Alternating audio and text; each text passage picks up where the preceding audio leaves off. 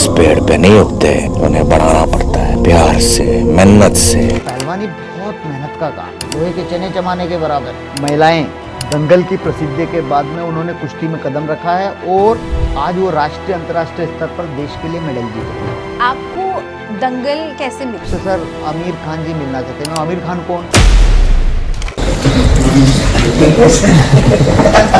आपको जब भी मैं मिलता हूँ तो ऐसा एनर्जी मिल जाता है। दंगल के 10 साल हो गए, ये आपके लिए भी एक इमोशनल मोमेंट है? जिसमें साक्षी मलिक, पूजा ढांडा, गीता फोगाट, बबीता फोगाट, बहुत ही अव्वल दर्जे की महिला पहलवान, देश की जो बहुत विख्यात महिला पहलवान, उनको ट्रेनिंग दे रहा था। ओरिजिनल रेसलर्स जो ओरिजिनल रेसलर्स को ट्रेनिंग दे रहा था। जब मैं इधर फिल्मी गीता बबीता को ट्रेनिंग देने गया तो वो बहुत नाजुक थी। टीमा को बचाने के लिए ही कई बार वो खुद इंजर्ड हो गए, यहाँ से मसल्स खिंच गई उनकी, अपने ऊपर ही वेट लिया कि फातिमा को ना लग जाए, जैसे पद्मावत में था। पद्मावत जो रणवीर सिंह ये खिलजी का रोल कर रहे थे, वो एक क्रूर शासक था, तो वो कुश्ती का आयोजन करता और 1 मिनट का कुश्ती का सीन था। नहीं, अभी तो रामचरण के ऊपर उनको कुश्ती की उनकी कोरियोग्राफी कर रहा हूँ। वो दक्यानुमा सोच की भाई महिलाएं अगर अखाड़े में आएगी, बजरंगबली का खेल है, पवित्र खेल है, अपवित्र हो जाएगा, खामा यहाँ पे गंद फैल जाएगा। लड़कियां जब कुश्ती करती थी लोग डल्ले भी मारते थे, गलत कमेंट्स करते थे, क्योंकि उस समय माहौल ऐसा था। तो लोग कुश्ती देखने नहीं, कस्टूम देखने आते थे, कस्टूम में लड़की लड़ रही, कैसे लड़ रही। तो एक इस तरह की सोच थी। विनेश फोगाट के केस में क्या प्रॉब्लम हुई? भारतीय कुश्ती संघ की सबसे निराशाजनक बात ये रही, सेक्सुअल हरेसमेंट कमेटी भी बना रहे हो, खिलाड़ियों के लिए आप मॉनिटरी कमेटी भी बना रहे हो, ये उसके बाद क्यों हो रहा है सब? हमें पता है कुश्ती में एक खराब आदमी है, वो खराब है, वो रेफरी गंदा है, वो कोच गंदा है। अब नेशनल चैंपियनशिप में वे लोग बहुत व्यवहारिक और अच्छी बात करते हैं महिलाओं से। तो खेल हमें बचपन से सिखा देता है हारना, और फिर हार के बाद उस हार को पचा के फिर जीतने का प्रयास करना।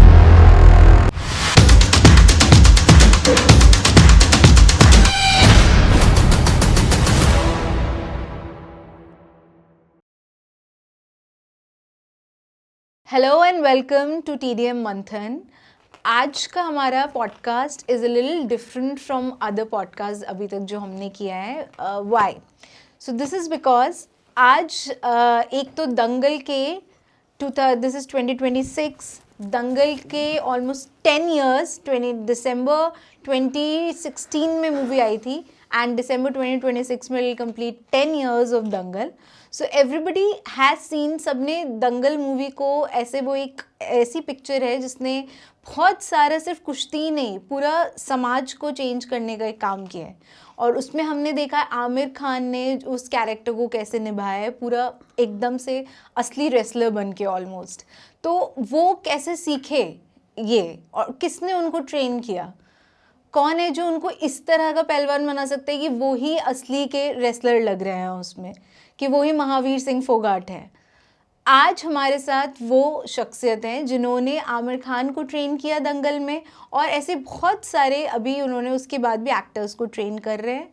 He is an arjuna awardee, also he is been the coach of the Indian women's wrestling team, and now he is currently the coach of Indian railways wrestling team के भी कोच हैं वो आपको आज बताएंगे कि कैसे आमिर खान ने वो सीखा और उनको क्या क्या चैलेंजेस आए, कैसे वो कोचिंग छोड़कर बीच में अपना इस मूवी के लिए और रेसलिंग जैसे सब्जेक्ट पे मूवी बनी उसके लिए उसमें गए, और बहुत सारे अंदर के कहानी किस्से आज आपको सुनने को मिलेगा उनसे। सो लेट्स वेलकम कृपा शंकर पटेल बिश्नोई सर। सर कैसे हैं आप? नमस्कार, बहुत अच्छा, आप सुनाइए। बहुत बढ़िया, मुझे बहुत ही अच्छा लग रहा है आपसे मिलके, क्योंकि अभी तक मैं आपके सिर्फ इंटरव्यूज़ देखे हैं और आप मेडल्स हमेशा जीत पाते रहते हैं लोगों को, इतने सारे इंडिया को मेडल्स मिले हैं। So thank you so much for coming to our show and we are very happy to host you. Sir Dangal के 10 साल हो गए, ये आपके लिए भी एक इमोशनल मोमेंट है? बिल्कुल, क्योंकि 10 साल बाद पुरानी यादें ताज़ा हो गई। और अभी मैं पीछे देख रहा था फेसबुक पे भी, इंस्टाग्राम पे भी आमिर जी ने भी डाला, फातिमा सना शेख ने भी डाला, और जो उसमें किरदार निभाने वाले अन्य जो लोग हैं वे भी 10 साल का सेलिब्रेशन बना रहे थे और उसको याद कर रहे थे। तो वे चीज़ें बिल्कुल, वो दृश्य वापस से ताज़ा होते हैं।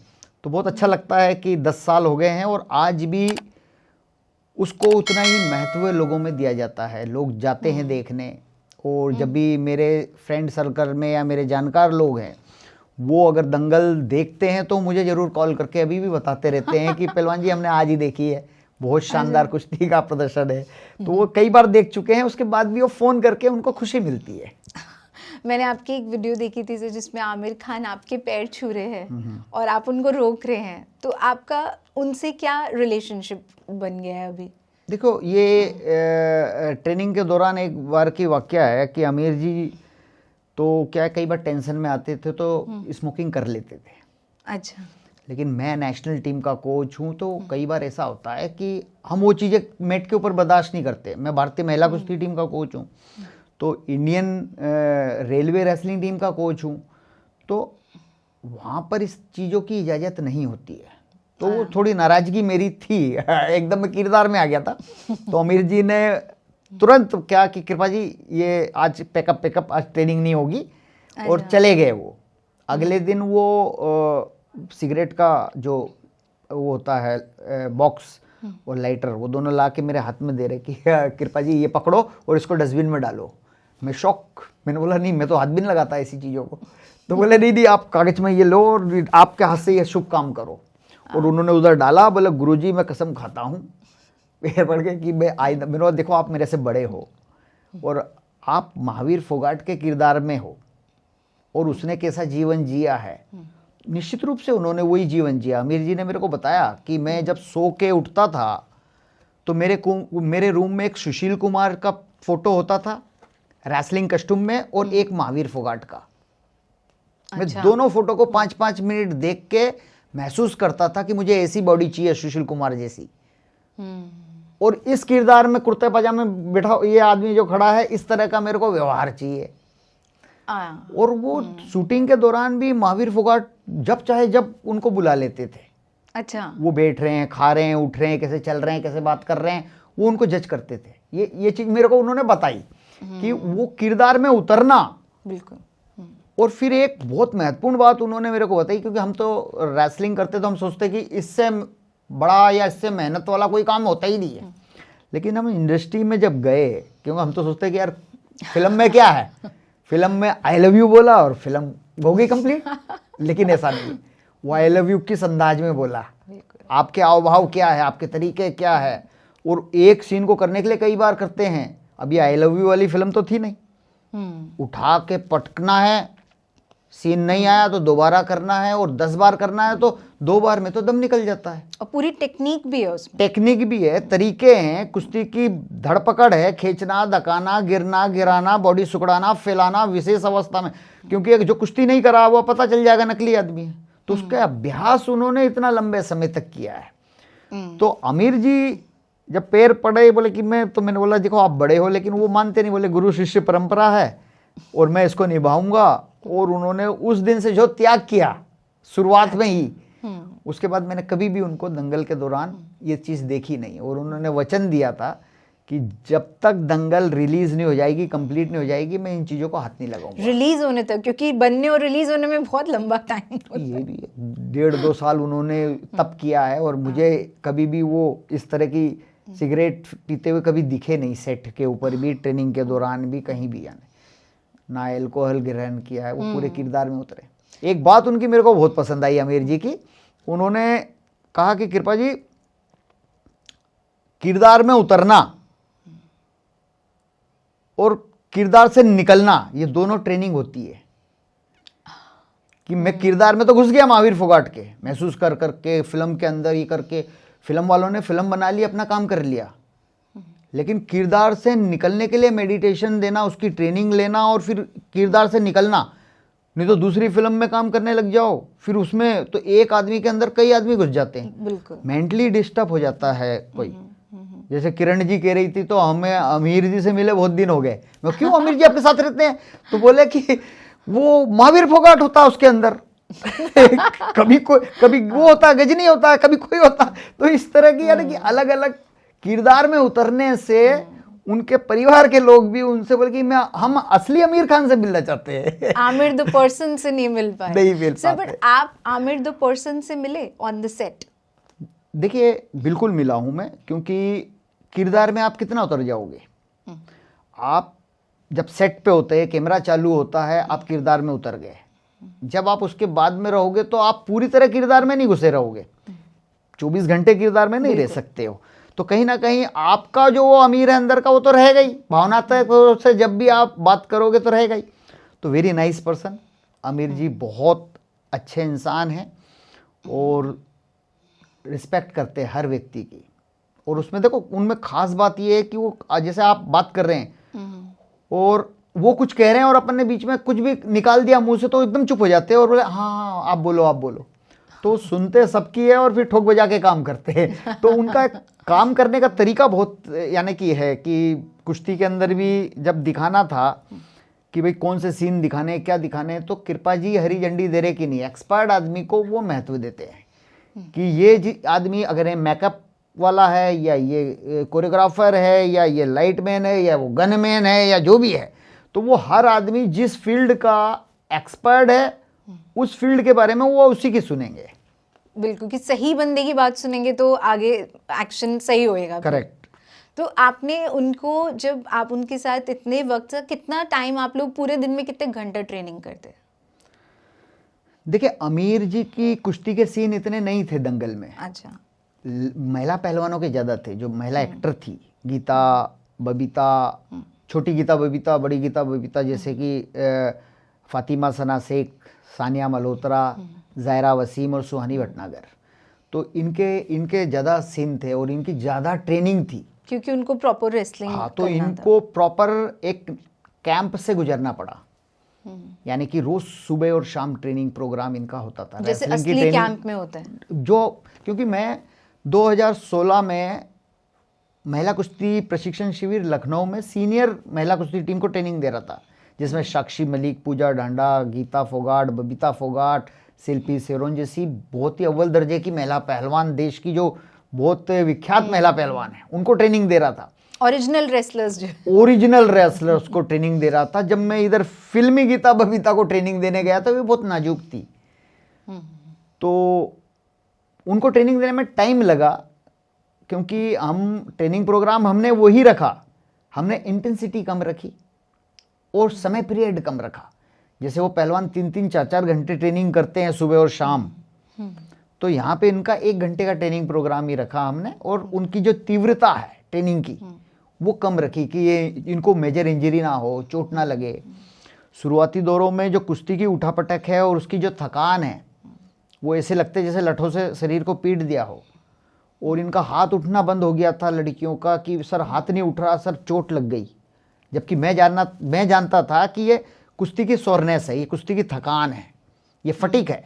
तो मेरे को हंसी आ रही थी कि देखो अब इनका हाथ नहीं उठ रहा, इन्होंने जोश जोश में प्रैक्टिस कर ली उठापटक, लेकिन अब ये जो बोल रही उठ नहीं रहा। मैंने बोला कि अब 2 ट्रेनिंग सेशन रेस्ट करो, अपने आप ठीक हो जाएगा। और 2 ट्रेनिंग सेशन में सर चोट ठीक हो गई।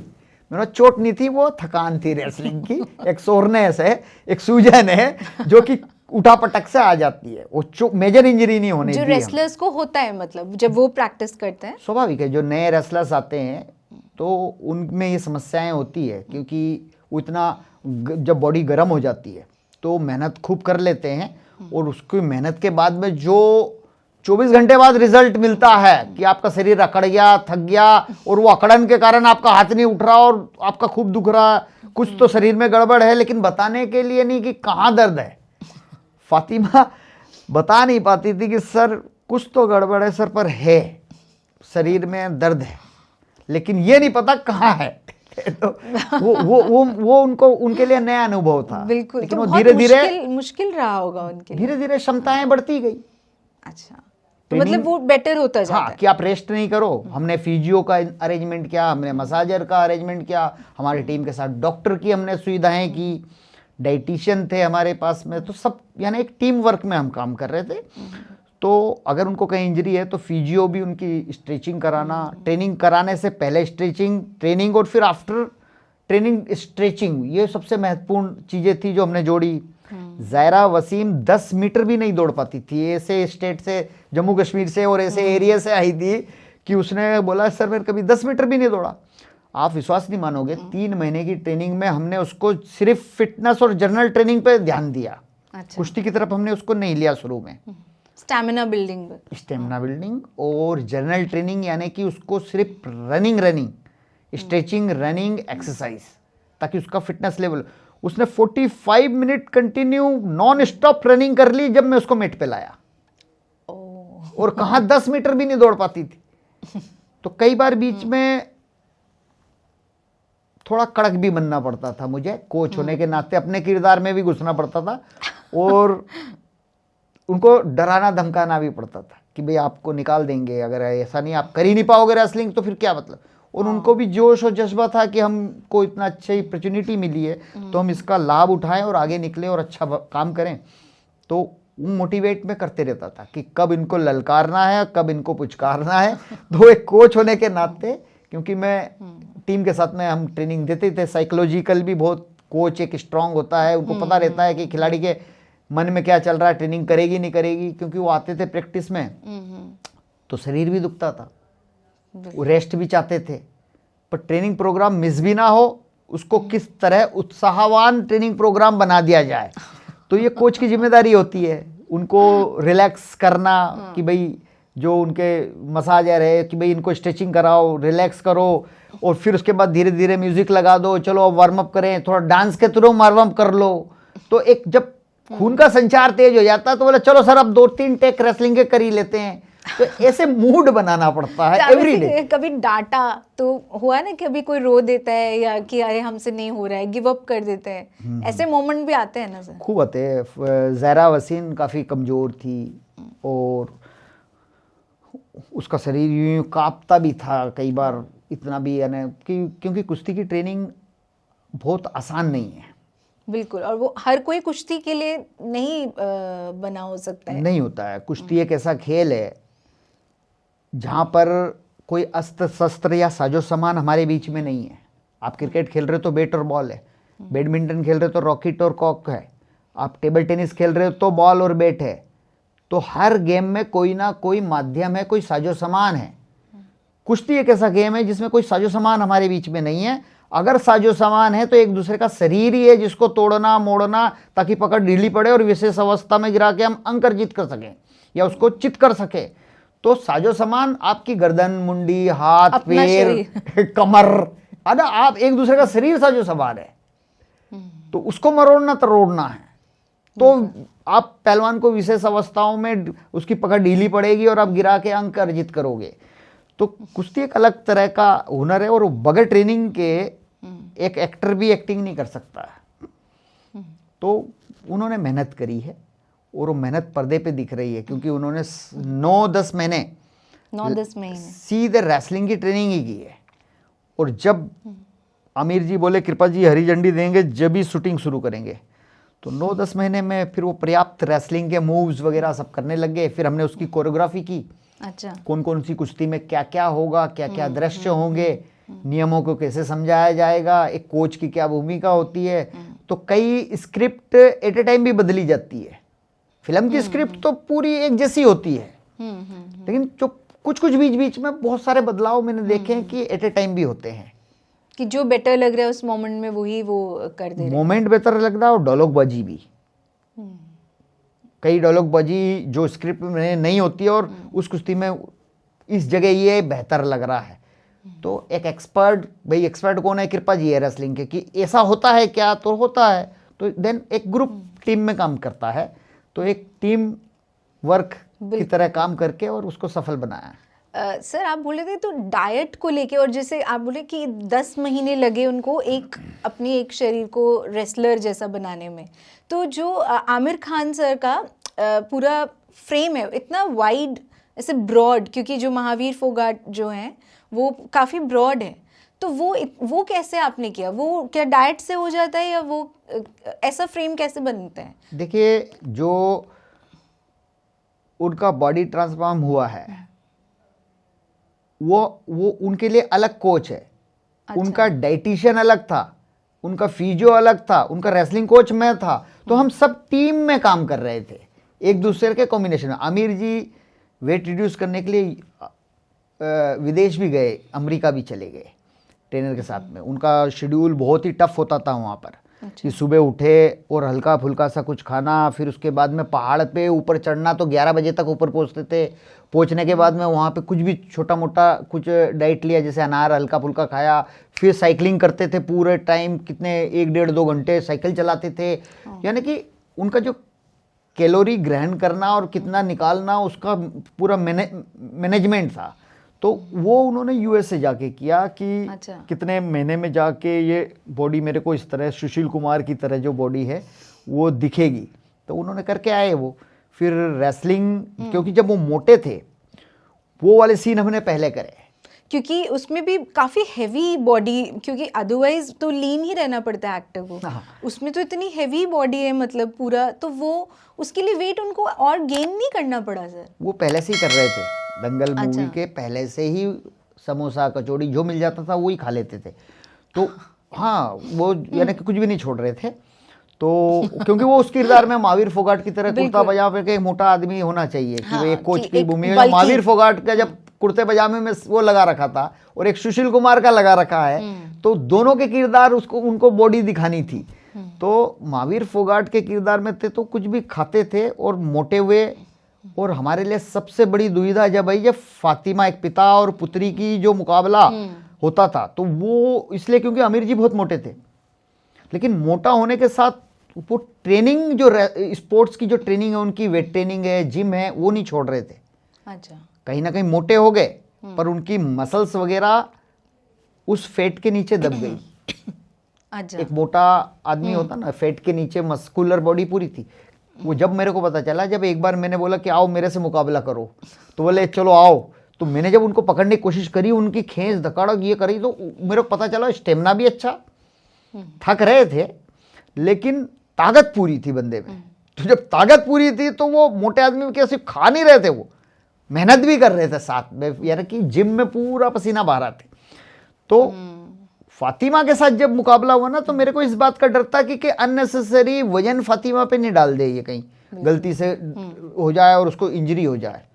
तो उन्होंने फातिमा को बचाने के लिए ही कई बार वो खुद इंजर्ड हो गए, यहाँ से मसल्स खिंच गई उनकी, अपने ऊपर ही वेट लिया कि फातिमा को ना लग जाए। तो उस सीन के दौरान उनके यहाँ पे इंजरी हुई थी। अच्छा। मसल्स खिंच गई थी और सारा फिर ब्रेक किया गया, फिर दोबारा शूटिंग की गई। तो पिता और पुत्री का जो सीन था, मुकाबला जो कुश्ती का था, तो उसमें फातिमा का वजन कम था, ताकत कम थी, तो उसका कैसे, और जब ताकत विपक्षी में कम है और आप उसके साथ कुश्ती का मुकाबला करके दिखा रहे हो, तो आपको बहुत शालीनता से और सही जगह ही वजन देना, सही जगह ही, और अपना वजन संभालना, बिल्कुल। कई जिम्मेदारियां होती है। तो उन्होंने बखूबी निभाया, ट्रेनिंग की। वो सीन भी बहुत टफ है और बहुत इमोशनल भी है। इमोशनल है, और वो सीन ओरिजिनल लगे, उसके लिए अभ्यास उन्होंने बहुत किया। मोटा होने के बाद भी रेसलिंग का अभ्यास किया, उनके घुटने में प्रॉब्लम होने लगी। अच्छा। लेकिन वही है कि अब आमिर खान है इसलिए वो संभव था। अब ऐसा बोला जाता है ना उनके बारे में कि वो परफेक्शनिस्ट है, कि हर काम को एकदम परफेक्शन तक करते हैं। तो आपका अनुभव कैसा रहा उनके साथ, as a person, as an actor और एज अ कोच? देखिए, बहुत अच्छा रहा। कई चीज़ों में वो खुद भी सुधार कर देते थे, उनमें ग्रहण करने की क्षमताएं इतनी अच्छी थी। कोई मोमेंट में बता रहा हूँ कि इस तरह है, तो बोले कृपा जी इस तरह भी हो सकता है, तो वो मैं सोचता था ये कहीं पूर्व जन्म का पहलवान तो नहीं रहा है। तो कई यानी उनका माइंड इतना तेज है ना कि वो चीज़ों को पकड़ने की जो क्षमता है, तो वो कई चीज़ों में सुधार वो कर देते थे, जबकि मैं कोच हूँ, मुझे करना चाहिए। तो ये एक, तो आप भी कभी झिझके कि अरे नहीं इतने बड़े एक्टर हैं तो मैं इनको कैसे ये बोलूँ, ऐसा लगा आपको कहीं पे? नहीं, ऐसा नहीं लगा, क्योंकि उन्होंने महसूस ही नहीं होने दिया। शुरुआत में मेरे को ज़रूर ऐसा लगा कि यार ये, क्योंकि हम तो न्यूज़ में देखते हैं हमेशा, कभी कुछ आता है कभी कुछ आता है, और उसके विपरीत ही मिलता है। जब आप जाते हो, मिलते हो, हर आदमी बड़ा सौम्य होता है, व्यवहारिक होता है। आमिर जी बहुत ही व्यवहारिक व्यक्ति हैं, इज्जत सम्मान देते हैं, ऐसा नहीं है कि वो मेरे पैर पड़ते हैं इसलिए, मैं अभी भी उनको रोकता हूँ, और आज भी वो मेरे पैर, तो मैं पहले लेट जाता हूँ कि भाई साहब मत करो, लेकिन अब उनको मेरे से पैर यानी आनंद आता है कि भाई मैं, ताकि वो पैर पड़ेंगे, मैं डिफेंस करूंगा और फिर एक कुश्ती मुकाबला वहां शुरू कर लेंगे और फिर बोलेंगे आओ गले मिल लो। तो उनका फन है ये। फन हो गया एक, और मुझे भी अच्छा आनंद आता है। तो वो एक, तो ये तो उनकी स्ट्रेंथ है। कोई वीकनेस भी आपको उनकी लगी कि ये उनकी वीकनेस है, इसको उभारना है? देखो उनकी वीकनेस स्मोकिंग के बाद। हाँ नहीं, स्मोकिंग है तो अल्कोहल भी लेते हैं।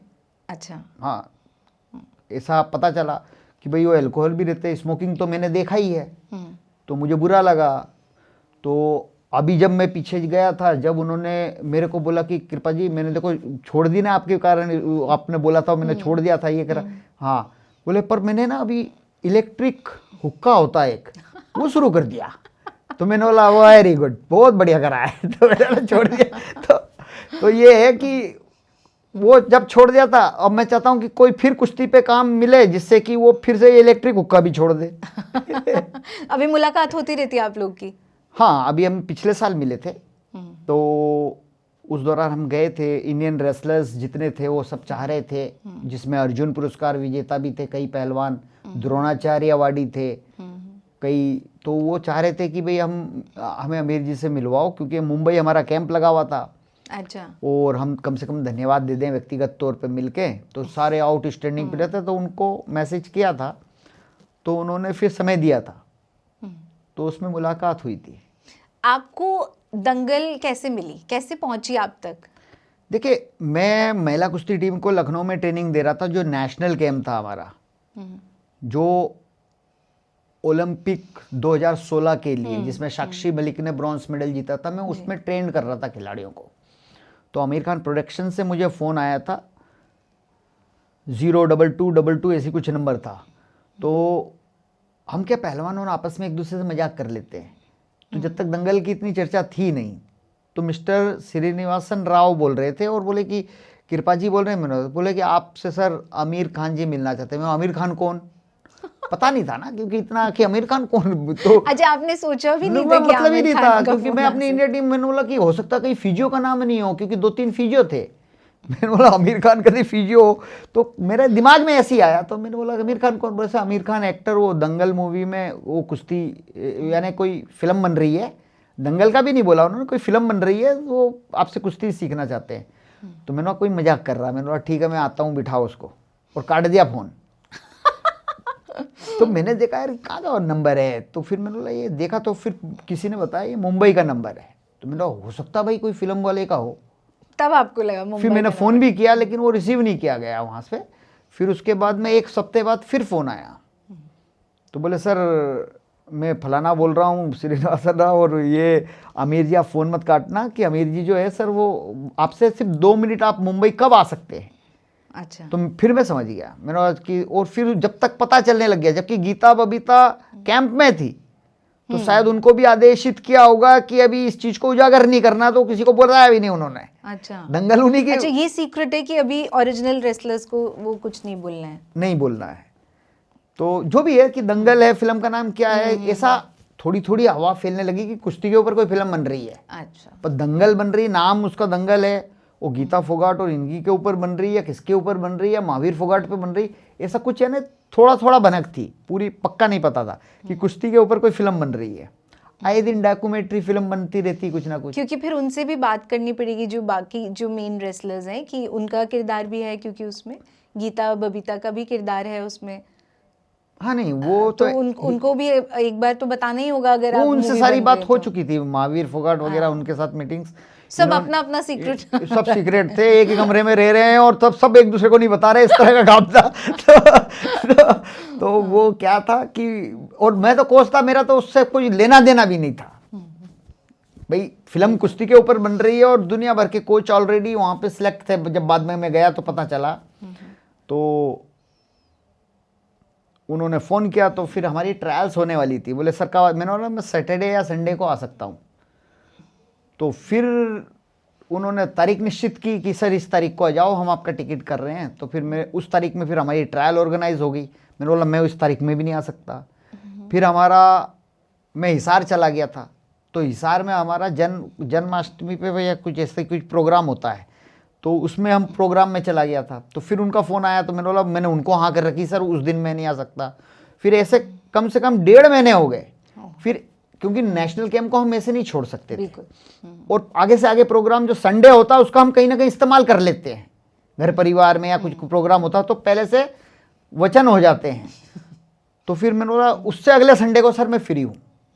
तो फिर उन्होंने वेट किया, मेरे को बुलाया, फिर आमने सामने बैठे। आमिर जी थे, director, writer, gunman, yes-man, no man, सब विभागों के अलग अलग, तो कैमरामैन अलग, ये अलग वो अलग, हर डिपार्टमेंट के कम से कम 14 लोग थे, 14 लोग थे। तो उन्होंने फिर हर व्यक्ति का अलग अलग किस्सा था, और उनकी जो कहानियाँ थी, वो जो दंगल के ऊपर वो ऑलरेडी रूल रेगुलेशंस पे सब काम कर चुके थे, रूल्स बुक उनके हाथ में थी। अच्छा।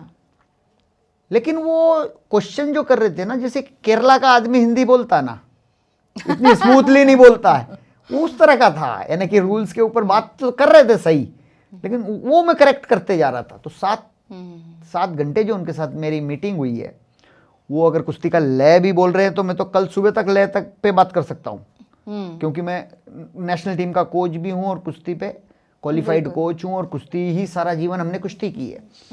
तो ग्रीको रोमन कुश्ती, फ्री स्टाइल कुश्ती, वुमेन कुश्ती, yes point, no point, red zone, ये पॉइंट, 5 पॉइंट का थ्रो, 2 पॉइंट कैसे मिलता है, ग्रीको रोमन में पैर पे लगा दो तो क्या, कॉशन पॉइंट, ये वो दुनिया भर की बातें। इतना गहरा वो मैं वहाँ पे सीरियस हुआ। मैंने बोला यार वाकई इतनी मेहनत कर रहे हैं ये लोग, मतलब रिसर्च पूरा कर रहे हैं। रिसर्च पूरा था। एक खिलाड़ी के मन में क्या चल रहा है, वेट रिड्यूस कर रहा है तो दिमाग में किस किस तरह की विचार आते हैं, कितना पक्कापन होना चाहिए, ये ना उनके क्वेश्चन जो वो बड़े स्पेसिफिक थे, और मेरे को बहुत अच्छा लग रहा था उनसे बात करने में। होमवर्क पूरा करके आए हैं। आमिर जी कुछ थ्रो दिखाने लग जाते थे वीडियो पे, देखो कृपा जी ये देखो ये देखो, ये थ्रो लगा, ये लगा, ग्रीको रोमन में ये लगा, वो लगा। तो उसको भी मैं करेक्ट करते जा रहा था कि ऐसा है तो ऐसा है, ये हुआ तो ऐसे हुआ। तो वो 7 घंटे में बात हुई है। आपने जैसे आप मीटिंग में गए, आप आमिर खान वहाँ पे हैं, तो आपको ऐसा लगा था कि वो खुद भी यहाँ बैठे होंगे, और कैसा मतलब मिलने में होता है ना कि पहली बार एकदम से एक एक्टर से एकदम आमने सामने बैठे हैं। नहीं, आमिर जी वहाँ नहीं बैठे हुए थे। एक्चुअली में मैं जैसे ही गया था तो मुझे एयरपोर्ट से रिसीव किया गया, और फिर श्रीनिवासन राव जी जो उनके देखते हैं प्रोडक्शन में, तो उन्होंने मेरे को अपने कक्ष में बिठाया और फिर इडली और डोसा खिलाया। क्योंकि मैं नाश्ता नहीं किया था, तो फिर मैंने इडली डोसा उन्होंने बोला ऑर्डर किया, वो आया, फिर वो उसका आनंद लिया। उसके बाद फिर एक बड़े कक्ष में मुझे बिठाया गया, जहाँ पे धीरे धीरे लोग आते गए अलग अलग डिपार्टमेंट के। फिर जैसे ही आमिर खान जी आए, फिर हम सब ने खड़े होकर उनका स्वागत किया, मुलाकात की, वो मेरे पास आके बैठ गए, और फिर कुश्ती के ऊपर चर्चा इस तरह हुई है। तो ये मतलब पहला आपका एनकाउंटर, पहली मुलाकात ये, जहाँ पे उन्होंने बोला यार आप दिखने में बहुत ब्यूटीफुल है। ये तो बहुत अच्छा डिफरेंट कॉम्प्लीमेंट है। नहीं आप देते हैं लोग। अब आमिर जी को सिखाने के बाद में सब मेरे को बोलते हैं आप आमिर खान जैसे दिखने लग गए। आमिर जी की कुश्ती के अंदर जो दंगल फिल्म की प्रसिद्धि के बाद में लोग मेरे को बहुत अच्छा कोच मानने लग गए हैं, जबकि मैं कोच पहले से अच्छे पहले से ही हूँ। तो सबका अलग अलग नजरिया है। तो इसके बाद आपके पास और भी मूवीज के बॉलीवुड में मतलब इसी तरह के आते रहे हैं ऑफर्स? देखिए दंगल की प्रसिद्धि के बाद में हर डायरेक्टर और प्रोड्यूसर अगर कोई मारधाड़ दिखा रहे हैं बगैर अस्त्र शस्त्र के, कोई हथियार बीच में नहीं है और मारधाड़ दिखाना है, तो वो कुश्ती की तरह दिखाने एक ऐसा प्रचलन चल गया कि कृपा जी को बुलाओ। अच्छा। तो ऐसे बीच में जाके मैं कई बार अनेकों फिल्मों के अंदर जो जहाँ पे बगैर अस्त्र शस्त्र के गुत्थम गुत्था हो रहे हैं, दो एक्टर हाथापाई हो रहे हैं, तो वो कुश्ती की तरह क्या मूव्स उसमें फिक्स करने हैं, तो उसकी कोरियोग्राफी करके आता हूँ, मैं कर देता हूँ। तो ऐसी बहुत सारी फिल्में हैं, जैसे पद्मावत में था, पद्मावत जो रणवीर सिंह जी खिलजी का रोल कर रहे थे, वो एक क्रूर शासक था अलाउद्दीन खिलजी। तो वो कुश्ती का आयोजन करता और 1 मिनट का कुश्ती का सीन था, तो उसके लिए 10 दिन उन्होंने ट्रेनिंग ली है। अच्छा। हाँ, और बहुत ही शालीनता से और बहुत अच्छा उन्होंने प्रदर्शन किया। कैसे हैं वो? रणवीर तो काफी अभी वो मजाकिया है और बहुत अच्छे हैं, यानी कि हर व्यक्ति के लिए अच्छा। आमिर से कितने डिफरेंट है रणवीर? हर व्यक्ति का व्यवहार अलग अलग होता है। आमिर जी उनसे उम्र में बड़े हैं, बिल्कुल एक ज़्यादा सीनियर है, हमसे भी उम्र में बड़े हैं। रणवीर हमसे उम्र में छोटा है। तो हंसी मजाक आप लोग का कुछ नहीं करते हैं, वो हंसी मजाक करते हैं और उन्होंने भी बड़ा सम्मान दिया। जैसे आमिर जी आए तो वो भी मेरे रणवीर जी भी पैर छूते हैं, वो कि भाई एक परंपरा चल गई, तो मुझे तो अभी से बूढ़ा बना दिया उसने। नहीं, वो गुरु वाला सम्मान गुरु है, ठीक है, लेकिन क्या है कि वो अब हर व्यक्ति आने के आता है तो बोले कि यार आमिर जी ने पैर छू लिया तो सारे पूरा फिल्म इंडस्ट्री पैर छू के आशीर्वाद ले रहा, तो एक अच्छी बात है। लेकिन मैं तो मना ही करता हूँ क्योंकि हमारा फील्ड अलग है। वो ठीक है, वो सम्मान देते तो मैं उनकी रिस्पेक्ट भी करता हूँ। तो रणवीर सिंह सीखने में कैसा है? आपको कुछ चैलेंज आता है सिखाने में सर? कोई ज़्यादा चैलेंज नहीं आया क्योंकि ऑलरेडी बॉडी फिट है, बॉडी में फ्लेक्सिबिलिटी है, कोऑर्डिनेशन अच्छा है, एक्सप्लोजिव स्ट्रेंथ जो कुश्ती में चाहिए रहती वो उनमें है, और जो एक तालमेल बनाना कि इधर का दिखाना इधर पकड़ लेना ये वो, और कैचिंग पावर जो होता है कि भाई आपने जो बताया हूबहू वैसा कर देना, तो उनके इतने सीन थे भी नहीं। वो एक सीन है जिसमें उनके अपने सोल्जर्स को मोटिवेट करने के लिए वो नहीं उन्होंने खुद ने मुकाबला करा है कुश्ती का, खुद अकेले सिंगल एक पहलवान से मुकाबला करा है उन्होंने और यूं पछाड़ के उसको चित किया है। तो वो सीन किया उन्होंने, सही में चित किया था। हाँ सही में चित किया है, उसमें फिल्म में सारा है ना, आप देख सकते हैं उसमें 1 मिनट का सीन है तो इतना वो एकदम से क्या है कि वो पूरी फिल्म देखोगे तो वो सीन याद नहीं आएगा, लेकिन अगर उसी सीन को देखने के लिए फिल्म देखोगे तो पता चलेगा कि हाँ कुश्ती करी है। शायद अभी बहुत लोग देख लें अभी हम हमारी बातें सुन के। हाँ हो सकता है। अभी हम दंगल की बात कर रहे थे, तो दंगल ने ये जो मूवी है इसने ठीक है कुश्ती में वो बना और बहुत सारी अवेयरनेस आई उस मूवी से, पर उसने माइंडसेट भी बहुत चेंज किया है लोगों का। जैसे स्पेशली हरियाणा में और ऐसी जगह में जहाँ पे बेटी होना तो बिल्कुल ही ऐसा था कि नहीं होना चाहिए, और उसके बाद से सेक्स रेशियो भी बढ़ा है, बेहतर हुआ है हरियाणा का। तो ये जो इस तरह के मूवीज़ है, माइंडसेट स्पोर्ट्स जो है, मतलब किसी भी तो कोई भी स्पोर्ट्स माइंडसेट चेंज कर सकता है, ऐसा आपको लगता है आफ्टर दिस? बिल्कुल चेंज कर सकता है, बिल्कुल चेंज हुआ है। बहुत सारी महिलाएं दंगल की प्रसिद्धि के बाद में उन्होंने कुश्ती में कदम रखा है और आज वो राष्ट्रीय अंतर्राष्ट्रीय स्तर पर देश के लिए मेडल जीत रही है। जब दंगल की प्रसिद्धि बढ़ी तो मैं आपको बता नहीं सकता, इतने फ़ोन आए मेरे पास में, यूरोप से भी आए, अमेरिका से भी आए कि आप हमें हमारे क्लब में ज्वाइन कर लें। एक्चुअली मैं भारतीय रेलवे कुश्ती टीम का कोच हूँ, तो हम ऐसे नहीं जा सकते। तो और मैं अपनी नेशनल टीम को भी ट्रेनिंग दे रहा था, अपनी रेलवे टीम को भी ट्रेनिंग दे रहा हूँ, तो ऑलरेडी मैं कहीं ना कहीं व्यस्त हूँ। तो दंगल की प्रसिद्धि के बाद में गीता बबीता को तो छोड़ो, गीता बबीता की जो माएँ हैं वे बोलती कि हम रेसलिंग करना चाहते हैं। तो कई माएँ भी इंदौर के अंदर, हम मल्हार आश्रम कुश्ती सेंटर चलाते हैं। आप इंदौर से? इंदौर से हूँ मैं, तो इंदौर में ट्रेनिंग देते हैं। तो कई महिलाएं सिर्फ रेसलिंग इसलिए करने आती है कि सेल्फ कॉन्फिडेंस हमारा बढ़े। अच्छा। आप कोई भी गेम करो, जब आप मनुष्य के साथ में गुत्थम गुत्था होके और बॉडी शारीरिक संपर्क में आके खींच धकाना गिरना गिराना कर लोगे, तो जो आत्मविश्वास आपका जितना बढ़ेगा वो और किसी खेल में नहीं बढ़ेगा। तो जूडो, बॉक्सिंग, रेसलिंग ये ऐसे खेल हैं कि इसमें शारीरिक संपर्कता वाले खेल हैं। यहाँ पर कोई अस्त्र शस्त्र बीच में नहीं होगा और एक दूसरे के शरीर के साथ ही आपको खेलना पड़ेगा, गुत्थम गुत्था होना पड़ेगा। उसमें जो आत्मविश्वास एक महिला का, जितना महिला या पुरुष कोई भी हो, जितना बढ़ता है ना, वो 100 लोगों में अलग पहचाना जाता है कि वो कई। आज हमारी जो महिला पहलवान है, आप देखो, अगर आपको जम्मू कश्मीर से उधर कन्याकुमारी तक सफ़र करना तो अकेली जाएगी।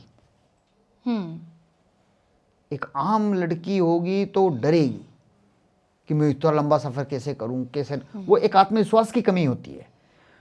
तो जो खिलाड़ी लड़कियां हैं, बिल्कुल, तो ये खेल हमें सिखाता है। डिसीजन लेने की क्षमता बढ़ जाती है महिलाओं में, पुरुषों में, सभी में, कि आप डिसीजन तुरंत ले लेते हैं। आप लीड करने की आप में क्षमता बढ़ जाती है। आत्मविश्वास आपका बहुत ज़्यादा बढ़ा हुआ होता है। सही डिसीजन लेने की आप में आदत पड़ जाती है। तो खेल हमें बहुत कुछ सिखाता है। खेल हमें सहन करना भी सिखाता है। आज छोटी छोटी बातों पे लोग आत्महत्या कर रहे हैं, लेकिन हमने कभी सुना कि कोई आउटस्टैंडिंग स्पोर्ट्स पर्सन ने आत्महत्या कर ली हो? नहीं। बड़े बड़े एसपी, आईपीएस, डीआरएम, जीएम, बड़े बड़े लोग पदों पे बैठे हुए हैं, अपनी जीवन लीला समाप्त कर रहे हैं छोटी छोटी बातों पे या जो भी। तो खेल हमें बचपन से सिखा देता है हारना, और फिर हार के बाद उस हार को पचा के फिर जीतने का प्रयास करना। जब बचपन से ये आदत हमारे में बढ़ती है तो आदमी इतना परिपक्व हो जाता सीनियर में आता आता कि वो हारता जीतता या सांसारिक जीवन में भी छोटी मोटी समस्याएं आती है तो उससे जीत कर आगे निकलने की सोचता है, ना कि वहां जीवन समाप्त हो गया ऐसा नहीं मानता है। तो खेल हमें बहुत कुछ सिखा जाता है। तो कुश्ती जैसा खेल है, उसमें आत्मविश्वास बहुत ही चरम सीमा पे रहता है, एक खिलाड़ी का, एक महिला का।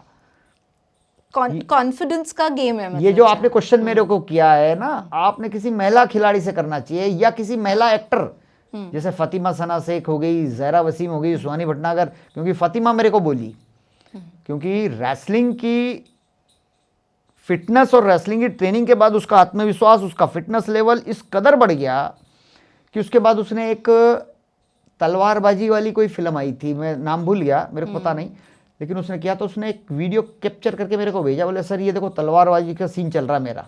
मैंने बोला ये तो बड़ी मेहनत का काम है। मैंने उससे लिख के भेजा तो उन्होंने बोला कि सर कुश्ती के आगे कुछ भी नहीं है, कुश्ती करने के बाद में ये चीज़ें मेरे को कुछ भी नहीं लग रही है। तो मतलब पूरा लाइफ का point of view he change कर सकता है अगर आपने रेसलिंग कर ली तो रेसलिंग में जो आत्मविश्वास बढ़ गया, आप ही अगर 2-4 बार अब क्या है वो अरे बाप रे निकल गया लोगों के मन में दंगल के बाद।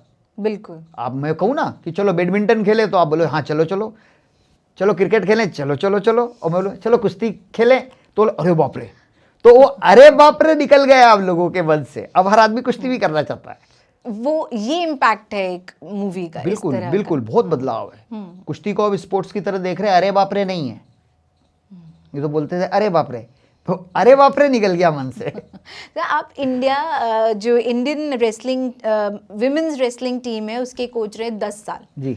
तो जब आपने उसमें कोचिंग करना स्टार्ट किया था तब कैसा माहौल था स्पेशली विमेन रेसलर्स के लिए, और क्या इतने विमेन रेसलर्स थे उस समय? थे, बिल्कुल थे। महिला रेसलिंग में काफ़ी थे, दंगल के बाद तो और बाहर आ गई और कंपटीशन लेवल बहुत बढ़ गया। लेकिन 1998 के अंदर 1997 में जब पहली बार देश के अंदर महिलाओं की नेशनल चैंपियनशिप का आयोजन भारतीय कुश्ती संघ ने किया था तो पूरे देश में विरोध हुआ था।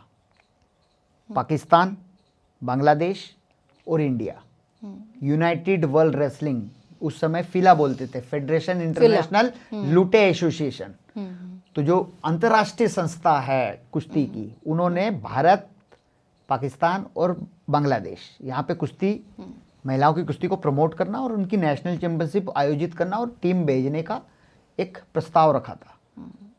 तो पाकिस्तान में तो खैर लड़ाई झगड़े हो गए, दंगे हो गए, आज भी महिला कुश्ती नहीं है वहाँ। लेकिन बांग्लादेश में भी थोड़ा बहुत शुरू हुआ था तो वो बंद हो गया था।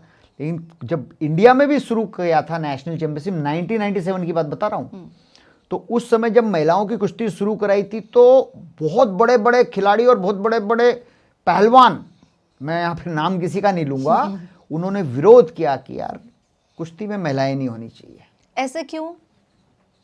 वो दक्यानुमा सोच कि भाई महिलाएं अगर अखाड़े में आएगी, बजरंगबली का खेल है, पवित्र खेल है, अपवित्र हो जाएगा, खामा खा यहाँ पे गंद फैल जाएगा, ये जो जिसका जैसा दिमाग था वो उन्होंने वैसा विरोध किया था कि भाई लड़कियां नहीं होनी चाहिए, इस खेल को तो कम से कम बख्श दो, यहाँ तो लड़कियां नहीं होनी है, लड़कों का खेल है। तो इस तरह की दक्यानुमा सोच जो थी, जो बहुत पहले से उन्होंने लोगों ने विरोध किया। जब चंदगीराम जी होया करते, चंदगीराम जी ने महिला कुश्ती को सपोर्ट किया 1997 में, उन्होंने अपनी बेटियों को कुश्ती में लगाया तो उनको बोलने लगे कि ये तो पागल हो गया, लड़कियों को दंगल में ले आता है। महावीर फोगाट जो है चंदगीराम जी के चेले हैं। उनके बाद हाँ, जो असली शुरुआत है वो वहां से महिला कुश्ती का उत्थान भारत में कैसे हुआ और कैसे विरोध हुआ और किन लोगों ने सहयोग किया, वो चंदगीराम जी थे। तो चंदगीराम जी ने पद्मश्री से सम्मानित, एशिया के मेडलिस्ट, अर्जुन पुरस्कार विजेता, तो गुरुजी चंदगीराम ने सहयोग किया। महावीर फोगाट को बोला भाई तेरी वो उसके यहाँ लड़का पैदा नहीं हो रहा था, लड़कियां पैदा थी। तो बोले कि भाई तू लड़का लड़की क्या, लड़कियों को रेसलिंग करा, अब तो लड़कियों की भी रेसलिंग हो गई और मैं मेरी लड़कियों को करा रहा हूँ। और गुरुजी ऐसी ऐसी जगह लड़कियों को ले आते थे दंगलों में, जब मिट्टी होती थी तो एक चद्दर ले आते थे, चद्दर बिछा के उस पर कुश्ती कराते थे, चद्दर साथ में लेके जाते थे, बड़ी चद्दर अखाड़े के पहलवान लेके जाते थे। तो लड़कियां जब कुश्ती करती थी लोग डल्ले भी मारते थे, गलत कमेंट्स करते थे, क्योंकि उस समय माहौल ऐसा था। बिल्कुल। उनका कस्टूम था तो वो चिपकता था शरीर के, जैसे स्विमिंग कस्टूम होता है वैसा कस्टूम होता था। तो लोग कुश्ती देखने नहीं, कस्टूम देखने आते थे, कस्टूम में लड़की लड़ रही कैसे लड़ रही। तो एक इस तरह की सोच थी। तो उस समय काफी विरोध हुआ देश में अंदर कि भाई लड़कियों की कुश्ती बंद करो, ये नहीं होना चाहिए, बजरंग बली का खेल है, अपवित्रता फैल रही है। आज वे लड़की मेडल जीत रही है, वही लोग फोटो खिंचवा रहे हैं हमारी बेटी ओलंपिक में मेडल जीत रही है। तो ये बहुत बड़ा बदलाव जब से अभी तक। तो गुरुजी ने वो जो शुरुआत की थी, महिला कुश्ती को जो समर्थन किया था, आज हर व्यक्ति चाह रहा है कि मेरी बेटी गीता बबीता बने। उनके बाद महावीर फोगाट जी ने किया और फिर उसके बाद विमेन महावीर फोगाट ने किया, जो कि अर्जुन पुरस्कार से सम्मानित है। अपने राठी साहब जो एसपी रह चुके हैं, उन्होंने नेहा राठी को पहलवान, वो भी अर्जुन पुरस्कार है, नेहा राठी उनकी बेटी। हाँ जी। तो गुरुजी के ही सब चेले हैं, तो उन्होंने अपनी बेटी को उनसे प्रेरित होकर कराया। तो ऐसे बहुत सारी लड़कियां राष्ट्रीय अंतर्राष्ट्रीय स्तर पर मेडल जीत रही है, जिन्हें अर्जुन पुरस्कार और पद्मश्री से भी सम्मानित किया जा रहा है। और वही आपके गुरु भी हैं। चंदीराम जी मेरे गुरु तो हैं। आपने यहाँ दिल्ली में प्रैक्टिस करी है? दिल्ली में प्रैक्टिस, जब हमारी गर्मियों की छुट्टी पड़ती थी, जब मैं आता था इंदौर से यहाँ और प्रैक्टिस करके वापस जाता था छुट्टियों में। और फिर उसके बाद हमारे नेशनल कैंप, जब मैं कैडेट में था तो ज़्यादातर नेशनल कैंपों में हम रहते थे। तो गुरुजी से हमारा संपर्क था ही, और चंदीराम अखाड़े से ही हमने रेसलिंग की शुरुआत करी। और चाचा जी हमारे पहलवानी कराते थे गाँव में शुरुआती दौर में। वहाँ से उसमें आए? वहाँ से आए।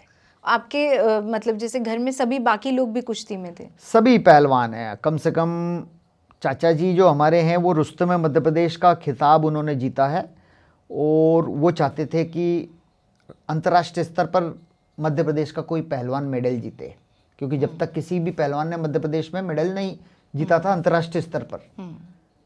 तो उन्होंने क्या करा, छत के ऊपर एक अखाड़ा खोला। उनको जुनून था कि मैं अपने यहाँ से पहलवान तैयार करूँ। अच्छा। और पहलवानी बहुत मेहनत का काम है, लोहे के चने चमाने के बराबर है।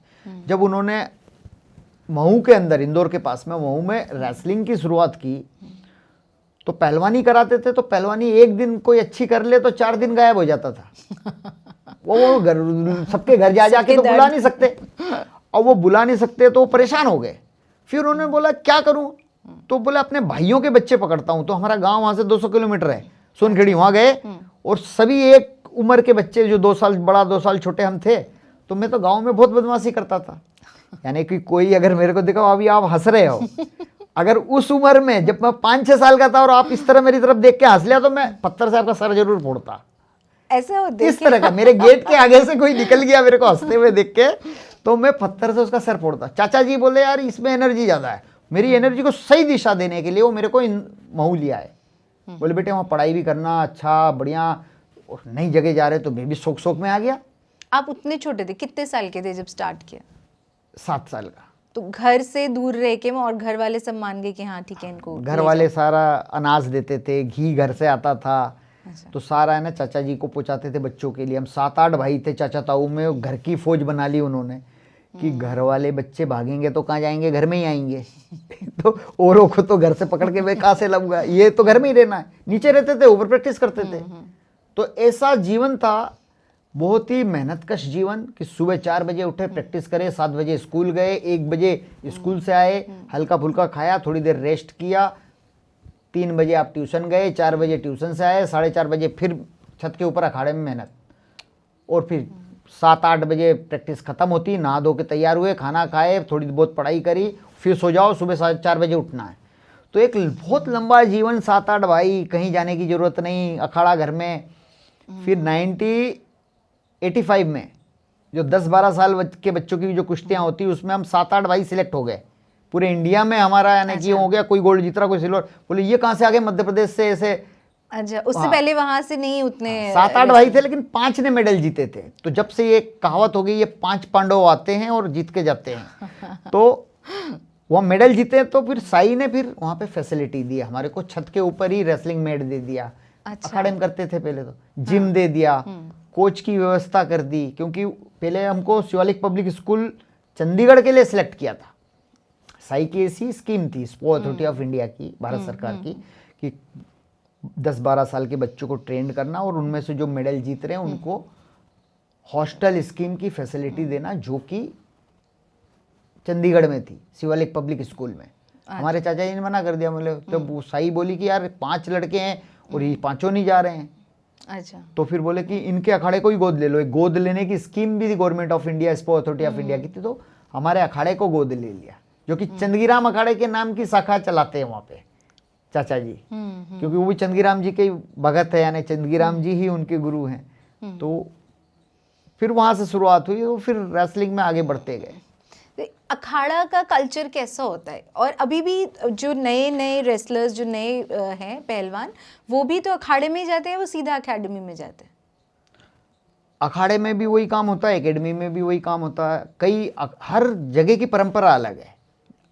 जैसे आप स्टेट बदल लोगे या शहर बदल लोगे तो वहाँ की भाषा, वेशभूषा, खान पान बदल जाता है। ऐसे ही अखाड़े हरियाणा के अलग है, दिल्ली के अलग है, कोल्हापुर के अलग है, इंदौर के अलग है, तो हर जगह अखाड़े में परंपराएं भी बदल जाती, पर काम वही होता है रेसलिंग का ही भी, अपने स्पोर्ट्स की काम। अखाड़े में एक पहलवान का दिन कैसा होता है फिर, जो जैसे कोई 10-12 साल का और अब वो आ गए, अब वही उनकी लाइफ का मिशन है कि पहलवानी करनी और चैंपियनशिप जीतना है?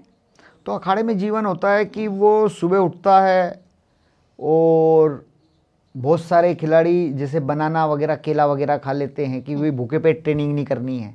कोच जैसा डायरेक्शन देते हैं, डाइटिशियन होते हैं, तो वो अखाड़े में नहीं होते डाइटिशियन, लेकिन सब जुड़े रहते हैं आपस में। अगर कोई कोच है तो वो किसी ना किसी डाइटिशियन से जुड़ा है, तो एक दूसरे का ज्ञान आपस में आदान प्रदान करते हैं।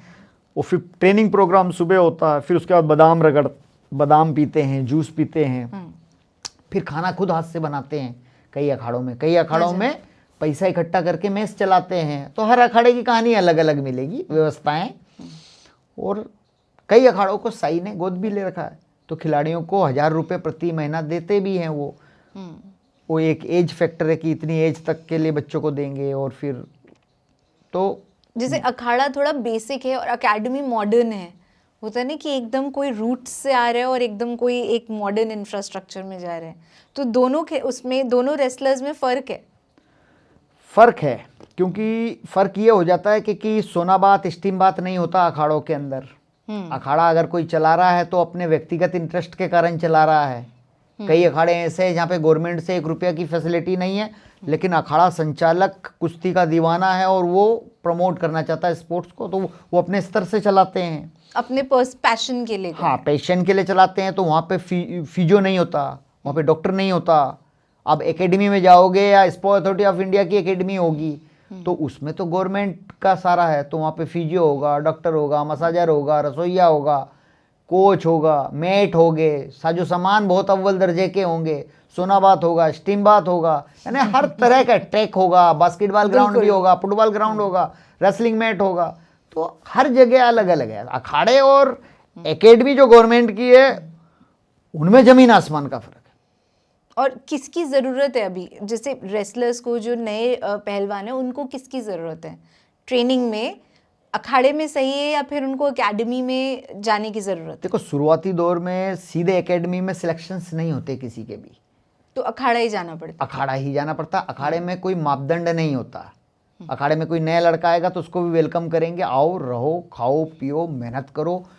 और फिर वो जूनियर कैडेट में या अंडर 15 में स्टेट में मेडल जीतता है, तो फिर या नेशनल में मेडल जीतता है, तो उस क्राइटेरिया के अनुसार वो एकेडमी के लिए सिलेक्ट होता है। तो एकेडमी के लिए सिलेक्ट होने के लिए नए बच्चों को एकदम से एंट्री नहीं देते हैं। जो गवर्नमेंट ऑफ इंडिया की एकेडमीज हैं, वो कुछ ना कुछ कारनामा दिखाने के बाद उनका कोई मापदंड होता है, तो ये आप एकेडमी के लिए एलिजिबल होगे और उसमें भी ट्रायल होगी, जीतोगे तो होगा। फिर बाकी बच्चों के लिए क्या है? बाकी बच्चों का सहारा अखाड़ा है। गांव खेड़ों के जो अखाड़े हैं, उस्ताद खलीफे जो पुराने, वो जो मेहनत कर रहे हैं, वे तो लोग इसमें सर ये बताइए कि मोस्टली रूरल एरियाज मतलब गांव के उससे ही उसी बेल्ट से बच्चे ज़्यादा आ रहे हैं या शहरों के भी हैं उसमें बच्चे? देखिए हर जगह से बच्चे आ रहे हैं, ज़्यादातर तो गांव से ज़्यादा आते हैं क्योंकि वहाँ पे शुद्ध खान पीन है, और कल्चर है, माहौल है, और वहाँ पे प्रतिस्पर्धा करने के लिए यही एकमात्र चीज़ें हैं कि भाई तेरा लड़का जीत गया या मेरा लड़का कर रहा है, मुकाबला होएगा, ये एक पैशन है, एक वो तरीका है। तो यहाँ पे शहरों में नहीं है ना इतना, शहरों यहाँ में पे तो बहुत सोशल मीडिया में आजकल बच्चे हैं या फिर फोन्स में हैं, बहुत सारा है, तो वो यहाँ पर काम भी ज़्यादा है, दूसरे काम में भी व्यस्त हैं।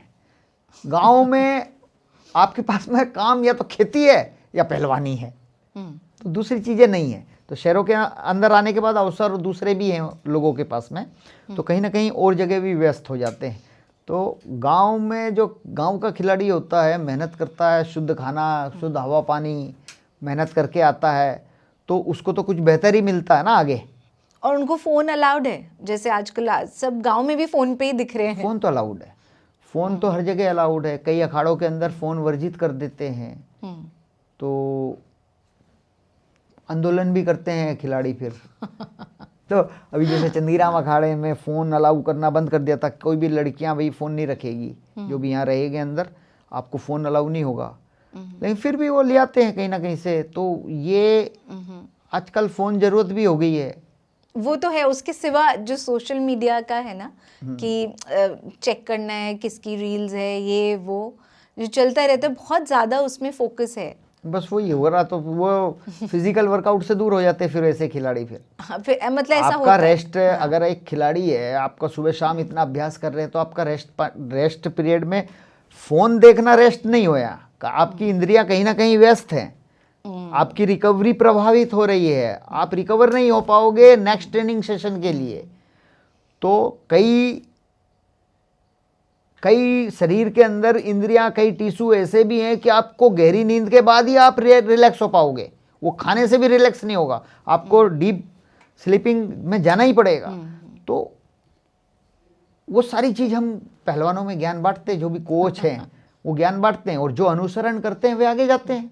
तो आप जब रेसलर से कोचिंग में आए सर, और पहले सीधा ही विमेंस टीम में आए, विमेंस टीम के कोच बने, तो उसमें तो गीता, बबीता और ये जो भी सब बहुत ही फेमस रेसलर्स जो हैं इंडिया के, फिर विनेश फोगाट का हमने अभी देखा ओलंपिक्स में कि कितना सेमीफाइनल में जाने के बाद कितना उनको फिर नहीं मौका मिला और छोड़ना पड़ा।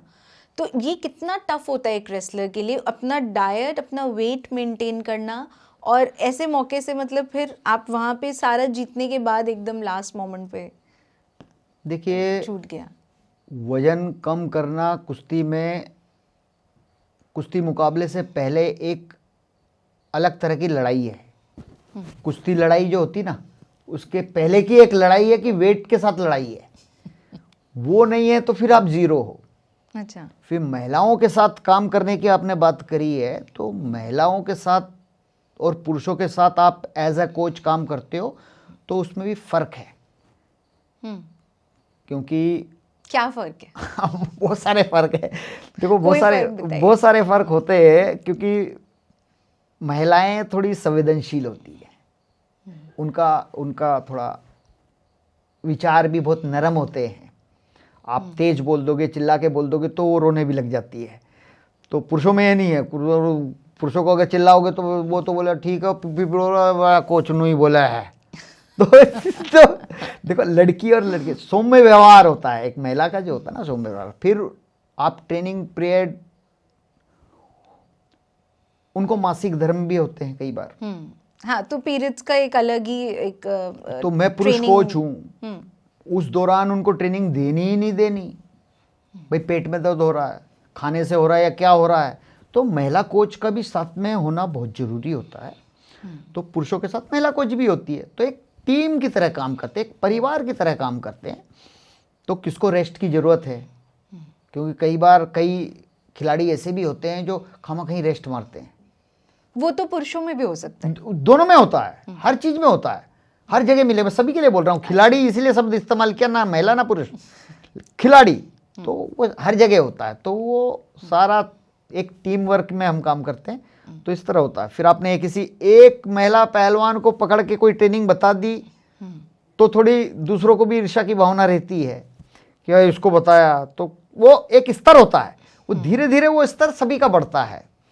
तो महिलाओं में और पुरुषों में थोड़ा चेंज है, और उनका ट्रेनिंग प्रोग्राम, उनकी एज फैक्टर, वो सब देख के हमने ट्रेनिंग प्रोग्राम निर्धारित करना। हर खिलाड़ी का ट्रेनिंग प्रोग्राम एक जैसा नहीं होता है, सबका अलग अलग डिपेंड विनेश करता फोगाट है, अगर उसको हम ट्रेनिंग के देंगे तो हम रिकमेंड करेंगे नेशनल फेडरेशन से कि हमें कुछ पुरुष पहलवान भी चाहिए जो टेक्निकल हो, तो उनके साथ हाथम पाई करना, गुत्तम गुत्ता होना, विनेश की परफॉर्मेंस बढ़ेगी। अन्य महिला पहलवान विनेश के साथ कर रही है तो विनेश की परफॉर्मेंस नहीं बनेगी, क्योंकि विनेश का एक बहुत बड़ा स्तर हो गया है। तो दूसरी महिला पहलवानों का स्तर बढ़ जाएगा लेकिन विनेश का नहीं बढ़ेगा।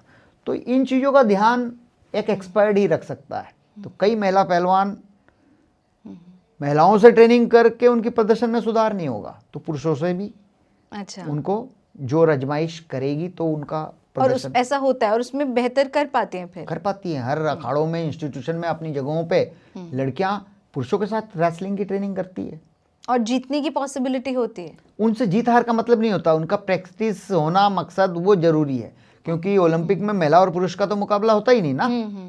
ये दंगल दुंगल में ये तो फिर ड्रामे पेश कर देते हैं, लड़कियों के साथ लड़ा दिया, ये लगा दिया, पब्लिक इकट्ठा हो गई, चिल्ला दिया और लड़की ने लड़के को हरा दिया और हो गया। लेकिन ऐसा नियम तो नहीं है हाँ, ना। नियम तो नहीं है, लेकिन वो क्या मुकाबला बराबरी का होता है। बराबरी का होता है। अब आप नेशनल टीम का गोल्ड मेडलिस्ट कोई होगा और नेशनल टीम की गोल्ड मेडलिस्ट लड़की होगी तो मुकाबला बराबर नहीं होगा। लेकिन जो कोई लड़का नेशनल मेडलिस्ट नहीं है, स्टेट मेडलिस्ट है, और लड़की का तो ताकत का तो फर्क है ही। वो तो कुदरती है कि लड़कों के अंदर ताकत ज़्यादा होती है, लड़कियों में थोड़ी कम होती है, पर आत्मविश्वास दोनों में बराबर हो सकता है, जिद्दोजहद दोनों में बराबर हो सकती है, अभ्यास दोनों बराबर कर सकते हैं। तो लड़कियों की डाइट प्रोग्राम अलग होता है, लड़कों का अलग होता है। महिला खिलाड़ी में आपने क्या बेहतर एक क्वालिटी पाई जो पुरुष खिलाड़ी से बेटर है, और एक जो नहीं है जिस चीज़ में बेटर करना चाहिए?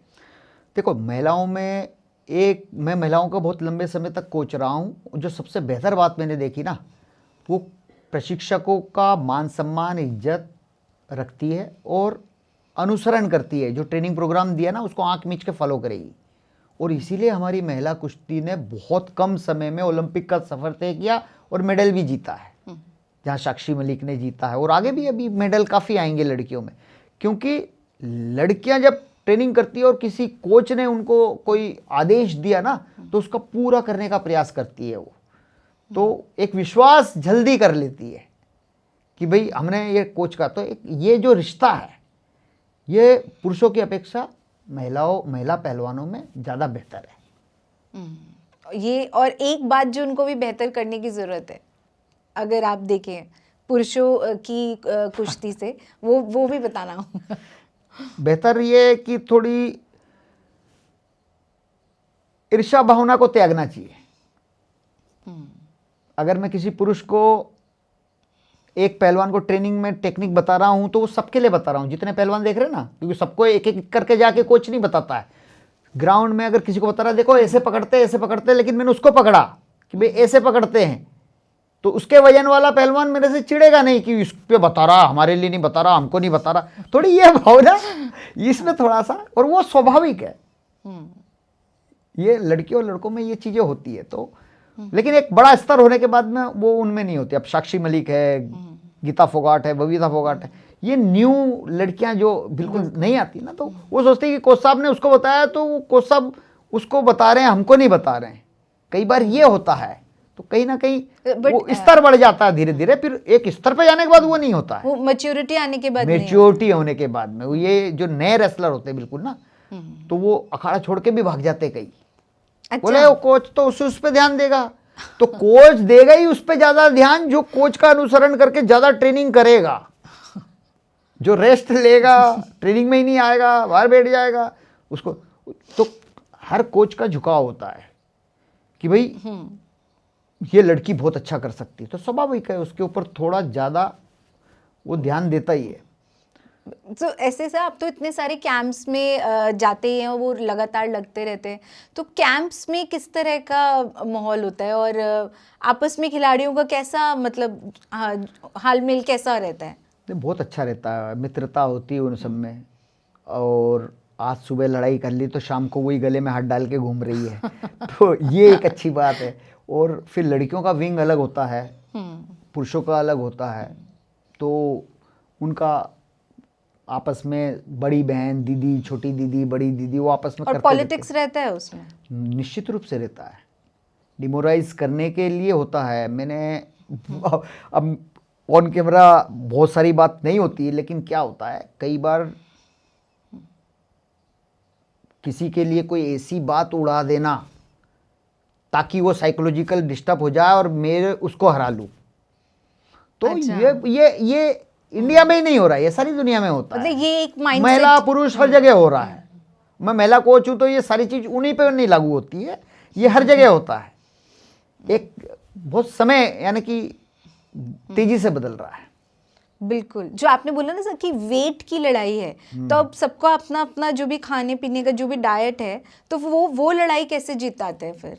नहीं, वेट रिड्यूस करना तो वो डाइटिशियन होते हैं और आपका वेट कितना ज़्यादा है एवरीडे ट्रेनिंग में वेट चेक करते हैं, और किस तारीख को हमारा वेट होगा उसका मैथमेटिक्स और उसका नापतोल करके हमको उस तारीख में वेट लाना है। और उस तारीख में वेट लाने के साथ हमारा प्रदर्शन खराब ना हो जाए, उस तारीख तक हमारी बॉडी भी पीक पे होनी चाहिए। यूँ ना हो कि हम वजन तो ला रहे हैं लेकिन हम डाउन हो जाएं। तो ये सारी चीज़ें। तो विनेश फोगाट के केस में क्या क्या प्रॉब्लम हुई उस वहाँ पे? तो वो ऑलरेडी वर्क कर रहे होंगे अपने वेट पे। देखिए, भारतीय कुश्ती संघ की टीम अलग थी और विनेश की खुद की टीम अलग थी वहाँ पर, क्योंकि उस समय एक बहुत बड़ा विवाद चल रहा था। तो विनेश का वजन नहीं आना वो खिलाड़ी की स्वयं की जिम्मेदारी होती है। अगर कोई खिलाड़ी डोप में फंस जाता है, प्रतिबंधित मेडिसिन लेने में दोषी पाया जाता है, चाहे उसको खिलाई गई हो, चाहे धोखे से खिलाई गई हो, चाहे किसी ने 420 कर दी के खिला दिया हो, अगर वो डोप में आ गया तो वो खुद दोषी होगा। नेशनल एंटी डोपिंग का रूल है, उसको निलंबित करेंगे ही करेंगे। ऐसे ही वजन लाने में खिलाड़ी को वजन लाने की स्वयं की जिम्मेदारी है, तो वो वजन लाना चाहिए था। तो वो उनकी टीम और उनकी प्रॉब्लम वहाँ पे हुई है। टीम तो रात भर जग रही, उनके साथ में चलो प्रैक्टिस कर लो, जब पसीना ही नहीं आ रहा उस लेवल तक वजन घटाना ही नहीं चाहिए। और एक दिन मुकाबला पूरा चला तो आपको वेट ज़्यादा लिक्विड आपको लेना भी नहीं है, तो वो मैनेजमेंट है, वो ठीक खिलाड़ी को और उनकी टीम को रखना चाहिए था। और वो तो इतने मुकाबलों में ऐसा करते ही आए होंगे, फिर ऐसा होना ये बहुत ये पहले भी कई बार हुआ है, ये ओलंपिक में हो गया इसलिए जग जाहिर हो रहा है और हम इस पे चर्चा कर रहे हैं। और ये चीज़ें बहुत पहले भी हुई है और आगे भी हो रही है, वजन नहीं आ रहे। लेकिन अब ये होने के बाद में अब भारतीय कुश्ती संघ उन खिलाड़ियों को निलंबित भी करने लगा है। और जबकि ये मैं बहुत पहले से बोलता रहा हूँ कि भारत सरकार का पैसा लगता है, खिलाड़ी खेलने जाता है, यहाँ आप 2 किलो की छूट दे के उसकी ट्रायल ऑर्गेनाइज करते हो, वो 2 किलो की छूट के बाद वहाँ वजन प्रॉपर नहीं दिखाता है, उसका वजन आता नहीं है, देश का कितना पैसा बर्बाद होता है, उसका आना जाना खर्चा, टिकट विकेट, रहना खाना पीना, वापिस आना इस टूर पे, और एक मनोबल जो टूटता है कि हम खेल। दूसरा खिलाड़ी जो प्रॉपर वजन लेके वो इंडिया में उसकी वजह से जा ही नहीं पा रहा, क्योंकि यहाँ पे आपने 2 किलो की छूट दे रखी है। 2 किलो की छूट के बाद वो जीत तो गया लेकिन वहां तो प्रॉपर वजन नहीं दिखाया। तो ये सारी चीजों के ऊपर भारतीय कुश्ती संघ को पहले भी कई, लेकिन अब विनेश का होने के बाद अब सख्ते में आ रहे, जब होता ना, जब सब जग जाते हैं। बिल्कुल, वो बड़े लेवल पे हुआ इसलिए। तो सुशील कुमार का भी वजन नहीं आया कई जगह। अच्छा, हाँ, इतना बड़ा पहलवान सुशील कुमार, उसका वजन नहीं आया। ऐसे बहुत सारे उदाहरण अच्छे अच्छे पहलवानों के जिनके वजन नहीं आए, लड़के लड़कियां सब जिनके वजन नहीं आए। अभी अमन सहरावत का नहीं आया एक जगह। अच्छा, अभी जो बवाल मच रहा था पीछे, तो वेट नहीं आता खिलाड़ियों का, तो उसमें भी नियम बनाने चाहिए, उनको थोड़ा सा सख्ती से पेश आना चाहिए, क्योंकि भारत सरकार का पैसा लगता है। या तो उनको पैसा वापस से आके पे करना चाहिए कि भाई आप पैसा भरो, या तो क्योंकि ये सरकार का पैसा है। आप जाते हो और फिर वजन नहीं लाते हो तो ये लापरवाही में ही माना जाता है, और वो जानबूझ के कोई नहीं करता है, ये भी मैं जानता हूँ। ऑफ कोर्स जानबूझ के नहीं करता है क्योंकि भाई। खिलाड़ी लेकिन का जब अपना तक भी ये तो नुकसान जब तक हो ये रहा है। डिसीजन नहीं लेंगे, क्योंकि जब वेट रिड्यूस करता आदमी भूखा प्यासा और अभ्यास कर रहा है तो उसका पूरा दम निकल जाता है और कहीं ना कहीं साइकोलॉजिकल वीक हो जाता है, और उसकी सारा दिमाग और उसकी जो आत्मविश्वास है वो डाउन होने लगता है और वो सोचता छोड़ो। लेकिन जब उसको नहीं लगेगा कि मेरा पैसा लगेगा तो वो थोड़ा और जोर लगा के मेहनत करके फिर पसीना लाने की कोशिश करेगा। तो ये चीज़ें होनी चाहिए कि भाई आपको दंडित भी किया जाएगा। तो ये अब हो रहा है, ये बहुत पहले से करना चाहिए था। अच्छा, अभी फाइनली हो रहा है। फाइनली अभी हो रहा। फिर 2 दिन वेट दिखाने का प्रावधान ओलंपिक में होता है। बड़ी प्रतियोगिताओं में 2 दिन, यानी आज आपने दिखाया, आप फाइनल तक पहुंच गए, रैपेचिस राउंड आ रहे हैं, अगले दिन फिर वेट दिखाना है आपको, और नहीं दिखाओगे तो आप डिस्क्वालीफाई हो जाओगे। तो यही विनेश के साथ हुआ। तो भारतीय कुश्ती संघ बिल्कुल। की सबसे निराशाजनक बात ये रही कि भारतीय कुश्ती संघ ने कभी भी 2 दिन के प्रावधान को भारत में लागू ही नहीं किया। जब प्रैक्टिस करते हैं यहाँ पे तब ये नहीं प्रैक्टिस नहीं, यहाँ की जो नेशनल चैंपियनशिप अच्छा, है, यहाँ की जो स्टेट चैंपियनशिप है, यहाँ की जो डिस्ट्रिक्ट चैंपियनशिप है, उसमें वो एक ही दिन में वजन लेके एक दिन में ही खत्म करके अपना खाना, यानी इसको खाना पूर्ति ही कहेंगे। तो वो उस जब तरह इंटरनेशनल रूल्स हो से गए, मेंटली भी ट्रेन नहीं है कि हमें दूसरे दिन भी वेट दिखाना है। अभ्यासरत नहीं है खिलाड़ी, मेंटली नहीं, शारीरिक भी। आपको आदत जब भी बनेगी, आप एक दिन वेट ले आए, खा पी के तंदुरुस्त हो गए, दूसरे दिन आप वेट ला रहे हो तो उससे ज्यादा तपस्या है। वो आदत में हमने खिलाड़ियों को भारत में कहाँ डाला है? भारत में हमने ऐसा मंच कहाँ दिया है? वो 2017 में मैंने ये मुद्दा उठाया था कि भारतीय कुश्ती संघ को ये नियम लागू करना चाहिए। भारतीय कुश्ती संघ आधे अधूरे अधकचरे नियम लागू कर रही है, जैसे कि ना घोड़ा ना गधा, खच्चर की तरह नियम। तो उन्होंने खच्चर अच्चर छोड़ दिया, उन्होंने बोला हमको खच्चर कैसे बोला, इसको 6 साल के लिए सस्पेंड करो। तो मेरे को 6 साल के लिए सस्पेंड कर दिया इस बात पे, जबकि मैं नियम बोले हमें खच्चर क्यों बोला, वो खच्चर भारतीय कुश्ती संघ को नहीं बोला, ये उनको भी पता है। मैं बोल रहा हूँ नियम खच्चर की तरह, ना घोड़ा ना गधा, खच्चर की तरह नियम है, आधे अधूरे अधकचरे नियम है। नहीं, फिर उससे इंटरनेशनली प्रॉब्लम तो यही हो रही है, खिलाड़ी उसके बाद अनेकों बार प्रॉब्लम हुई, खिलाड़ियों के वजन नहीं आए। 2 दिन के प्रावधान में वजन होते हैं, अंतर्राष्ट्रीय स्पर्धाओं में, बड़ी प्रतियोगिताओं में, ओलंपिक में होते हैं, खिलाड़ी वजन नहीं ला पाते हैं उनको, क्योंकि भारत में उस तरह की आदत नहीं है। एक दिन में प्रतियोगिता खत्म कर देते, किस लिए भाई एक दिन में खत्म करते हो? आप 2 दिन करो ना उस वेट कैटेगरी का। वो 2 दिन का करोगे तो आपका फाइनेंशियल बजट बढ़ता है, या जो भी है बचाना है, क्या करना है, वो मैं नहीं जानता क्या किस लिए ऐसा नहीं करना चाहते ये, पर वो भारत में लागू ही नहीं किया। 2 दिन का वजन आज तक नहीं किया, अभी भी नहीं हुआ है।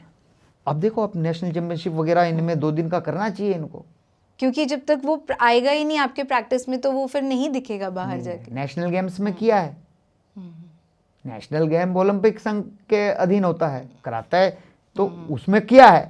लेकिन जो नेशनल चैंपियनशिप है उसमें भी करना चाहिए 2 दिन का प्रावधान। 2 दिन का वजन दिखाने की आदत खिलाड़ियों को आप कैसे डालोगे? आप यहाँ तो कोई दूसरे नियम से कुश्ती कराओ और वहां पे ओलंपिक स्टाइल कुश्ती हो रही, यहाँ मिट्टी में तुम कराओ तो फर्क पड़ जाएगा। ये प्रॉब्लम है, मतलब ये गैप है इसके बीच में। आपको जो अंतर्राष्ट्रीय मंच पे जो प्रदर्शन करना है, उस नियमों से खेलना है, उन नियमों को भारत में लागू पूरे 100% करना चाहिए। कुछ करो और कुछ नहीं करो, बिल्कुल। क्यों? और कोई अगर आवाज उठाए तो बोले कि ये तो गलत बोल रहा है, इसको सस्पेंड करो। ये इस तरह की चीजें नहीं होनी चाहिए, स्वीकार करना चाहिए। अच्छा सर, आपने बोला जैसे इस बात पे तो सस्पेंड कर दिया, अभी कुश्ती जो गीता है, बबीता और विनेश, इन लोगों ने इतना बड़ा एक आंदोलन जैसा किया अपने एक जो भी कोच और ट्रेनर को लेके कि उनका जो सेक्सुअल हैरेसमेंट को लेकर। गीता बबीता ने नहीं किया, उसमें विनेश थी और भी हाँ। बहुत सारे मतलब सपोर्ट तो सभी कर रहे हैं, सभी कर रहे हैं, हम भी कर रहे हैं, बिल्कुल आप भी कर रहे हो। अगर इस तरह की कोई घटना हुई है तो निश्चित रूप से संज्ञान में लेना चाहिए और ऐसे अपराधियों को जेल में डालना चाहिए। तो आज भी कह रहे हैं हम तो। इतना लंबा वो होते गया, ऐसा होना कैसे, मतलब और इस तरह के उस पर कोई मॉनिटरिंग क्यों नहीं है अंदर ही, जब आप खिलाड़ी को ट्रेन कर रहे हैं तब? ये बहुत बड़ी चूक है मैं समझता हूँ, क्योंकि ये होने के बाद में अब आप सेक्सुअल हरेसमेंट कमेटी भी बना रहे हो, खिलाड़ियों के लिए आप मॉनिटरी कमेटी भी बना रहे हो, खिलाड़ियों की कमेटी भी बन रही है, ये उसके बाद क्यों हो रहा है सब? ये पहले ही होना चाहिए था। स्पोर्ट्स कोड भारत सरकार लागू करने का कब से बोल रही है। आप स्पोर्ट्स कोड, आप नियमों के अंतर्गत रहना चाहिए। महिलाओं के संरक्षण, महिलाओं को रिस्पेक्ट, महिलाओं की इज्जत के लिए आपने काम करना चाहिए।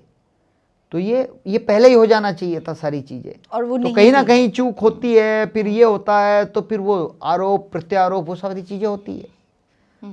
तो ये मतलब ये अब gaps जो देश है- बदल रहा है, अब देश बदल रहा है, क्योंकि ठोकर खाने के बाद बहुत सारे बदलाव होते हैं। आप सही बात बोला देखो आपने। सबसे बड़ा, लोग कहते हैं भाई ये यौन उत्पीड़न का जो आरोप लगाया, कुश्ती पीछे चली गई, कुश्ती पीछे चली गई। मैं ये नहीं मानता, कुश्ती पीछे नहीं गई, कुश्ती तो आगे गई और कुश्ती में सुधार हुए हैं। ठीक है, ब्रजभूषण शरण जी का हो सकता है इसमें नुकसान हुआ हो। भाई अगर गलत आरोप है तो भाई उनका नुकसान ही हुआ, कुश्ती का नुकसान नहीं हुआ। लेकिन आरोप तो सही भी साबित हो गए थे ना, वो सस्पेंड तो फिर फाइनली करा ही था उनको। सस्पेंड नहीं किया, भारतीय कुश्ती संघ के अध्यक्ष को किसी ने सस्पेंड नहीं किया। उनका कार्यकाल पूरा हो गया 3 साल का, 3 टर्म का, सॉरी, जो 3 टर्म अध्यक्ष रह सकते हैं वो वैसे भी हटने वाले थे, हटने तो वाले उसके कारण हटे वो, क्योंकि उनका 3 टर्म पूरा हो गया। उसके बाद वो अध्यक्ष बने भी नहीं रह सकते। पर एक्शन लेना जरूरी भी है ना। अगर इस तरह की कंप्लेंट्स हैं तो एक्शन उस इंसान के अगेंस्ट लेना तो जरूरी है। पूरा लिया भारत सरकार ने। आपको लगता है ऐसा? हाँ, पूरा लिया भारत सरकार ने, पूरा उनको सस्पेंड किया, भारतीय कुश्ती संघ को निलंबित किया, एडॉक कमेटी बनाई गई, एडॉक कमेटी ने काम किया, और जो पहलवान और महिला पहलवान जो चाह रहे थे वो सारा किया है, प्रतिस्पर्धाएं बदली है, नेशनल चैंपियनशिप नहीं हुई, नेशनल चैंपियनशिप मिनिस्ट्री ने और रेलवेज ने कराई, वो सारी चीज़ें हुई है। काफी लंबे संघर्ष के बाद हुआ है ये, जो फाइनली जो एक्शन हुआ, किस चीज़ का एक्शन होना था जो ये मतलब गवर्नमेंट ने फाइनली एक्शन जो कि उनको आप बोले ना कि सस्पेंड होने वाले थे फिर हुए फाइनली, मतलब जो भी हुआ सस्पेंड हुए ना, उनको तो हटना ही था ना, हटना ही था, तो जो भी मतलब उसके बाद हाँ, एक्शन उनको हुआ। हाँ। भारतीय कुश्ती संघ के अध्यक्ष का टर्म पूरा हो गया था, उनको हटना ही था। अच्छा अब उसको आप सस्पेंड मान लो या उनका टर्न पूरा हो गया, वही कुछ मैं मान लो। आपसे बोल रही थी कि इतने लंबे संघर्ष के बाद भी तब जाके वो हो रहा है ना कि नहीं, वो हटना ही था, वो अपने समय पीरियड के हिसाब से हट गए। वो समय पीरियड के हिसाब से हट गए, और जो FIR दर्ज कर दी, ये करी, वो कोर्ट में जाना पड़ा खिलाड़ियों को। बिल्कुल, तो वो वो पहले करना था, आप समझ, वही मैं बोलूं कि पहले वो पहले होना करना चाहिए था। उनको हटाना नहीं हटाना वो एक अलग बात है, वो उनका टर्न पूरा हो गया था और वो हटना ही था, वो हटना ही था। और उसकी जगह इलेक्शन होने थे, फिर जो इलेक्शन भी हुए, फिर उसको मान्यता देनी नहीं देनी, वो सब चलती रही। लेकिन इससे ये एक फ़ायदा ये हुआ कि बजरंग पुनिया जो महिलाओं के लिए और सम्मान के लिए बैठा हुआ था, उससे फ़ायदा एक बहुत बड़ा हुआ है कुश्ती में, कि हमें पता है हर क्षेत्र में अच्छे और बुरे तरह के लोग होते हैं। हमें पता है कुश्ती में एक खराब आदमी है, वो खराब है, वो रेफरी गंदा है, वो कोच गंदा है। अब नेशनल चैंपियनशिप में वे लोग बहुत व्यवहारिक और अच्छी बात करते हैं महिलाओं से। तो ये बता, हर चीज में बेटा बेटा बेटा बेटा, हाँ बेटा बोलो, बेटा हाँ अच्छा बेटा। तो ये बहुत बड़ा बदलाव हुआ है कि अब लड़कियों को रिस्पेक्ट मिलने लग गई है। कुश्ती के अंदर संवाद करने का तरीका बदल गया है लोगों का, शिष्टाचारिक बातें होने लगी है। कोई महिला है तो यूं ही नहीं कि कुछ भी बोल दिया, तो ये एक अच्छी बात हुई है। ये बहुत इंपॉर्टेंट बात भी है। ये डरने का जो मैं अच्छी चीजें देखता हूँ, नहीं, बहुत जरूरी बुरी चीजों में से भी अच्छी चीजें निकालता हूँ कि क्या बेहतर हुआ है। तो जो गंदे और गलत लोग हैं वे डरे हुए हैं, ये डर बहुत होना बहुत वो जरूरी बहुत जरूरी है, और वो सबसे बड़ी जीत है। बिल्कुल, बिल्कुल। कुश्ती का नुकसान कुछ नहीं हुआ कि कुश्ती नुकसान हो गई, ये हो गया वो हो गया, ये ठीक है। जो इन 2 सालों में जिन पहलवानों को प्रदर्शन करना था और उन्होंने कोई नेशनल चैंपियनशिप नहीं खेली, वो जीतते बेचारे, नेशनल चैंपियनशिप खेलते तो जॉब भी लगते, मेडल भी जीतते, तो ये नुकसान भी हुआ है उनका कहीं ना कहीं।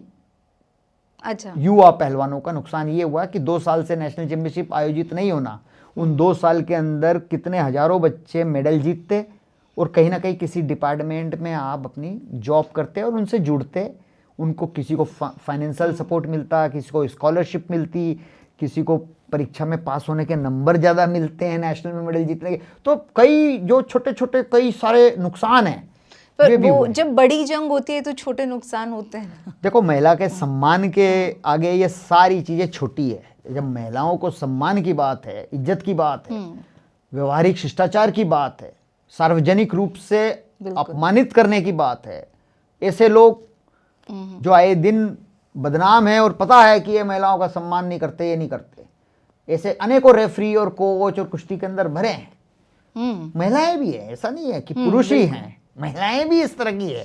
तो वे सब अब सत्ते में हैं और सारा अच्छा काम करने की कोशिश करते हैं। बिल्कुल सर, कुश्ती एक ऐसा गेम है ना जिसमें 2008 से मेडल आया है हमेशा। बिल्कुल। तो अभी कुश्ती का जो मतलब जिस स्तर है, आप कहाँ देखते हैं कि और कहाँ आगे फ्यूचर में कितना बढ़ने वाला है बहुत अच्छा बढ़ने वाला है। और हमारे कितने अच्छे खिलाड़ी हैं? देखिए, भारतीय कुश्ती संघ की तारीफ करनी होगी कि अभी जो ये प्रो रेसलिंग लीग इन्होंने कराई है, इसमें युवा खिलाड़ियों को मौका मिलता है जो विदेशी ओलंपियन पहलवानों को, जो ओलंपिक मेडलिस्ट है, उनको भी हरा रहे हैं। अच्छा। आप ओलंपिक मेडलिस्ट हो, मेरा आपसे मुकाबला एक ही बार हो रहा है और आपने मुझे हरा लिया, और मैं 10 बार लड़ रहा हूं, उसमें 7 बार आप जीत रहे हो, 3 बार मैं जीत रहा हूं, तो मेरा आत्मविश्वास, मैं आपकी पकड़ धकड़ के नज़दीक पहुंच रहा हूं। तो ये आत्मविश्वास हमारे जो महिला और पुरुष पहलवानों को जो ये प्रो रेसलिंग लीग का जो मंच दे गया, तो उससे बहुत फ़ायदा मिलेगा आगे, और इस तरह की प्रतिस्पर्धाएं होती रहेगी आगे। ओलंपिक में हम कमाल का प्रदर्शन कर रहे हैं, यानी कुश्ती को नुकसान ऊपर लेवल पर नहीं हुआ है। इस धरने की वजह से ऊपर लेवल वाले पहलवान अपने जहां भी हैं, वो अपने अभ्यास में और ट्रेनिंग सत्र में, टॉप्स कमेटी है भारत सरकार की जो उन खिलाड़ियों को स्पॉन्सर्स करती है, बहुत सारे स्पॉन्सर्स हैं, उन खिलाड़ियों की सेहत के ऊपर, उनकी ट्रेनिंग के ऊपर, उनके मनोबल पे कोई फर्क नहीं पड़ा। नेशनल चैंपियनशिप से फर्क पड़ा है। युवा और एलिट रेसलर जो नए पहलवान उभर के आने थे, उनका कहीं ना कहीं 2 साल खराब हुआ है।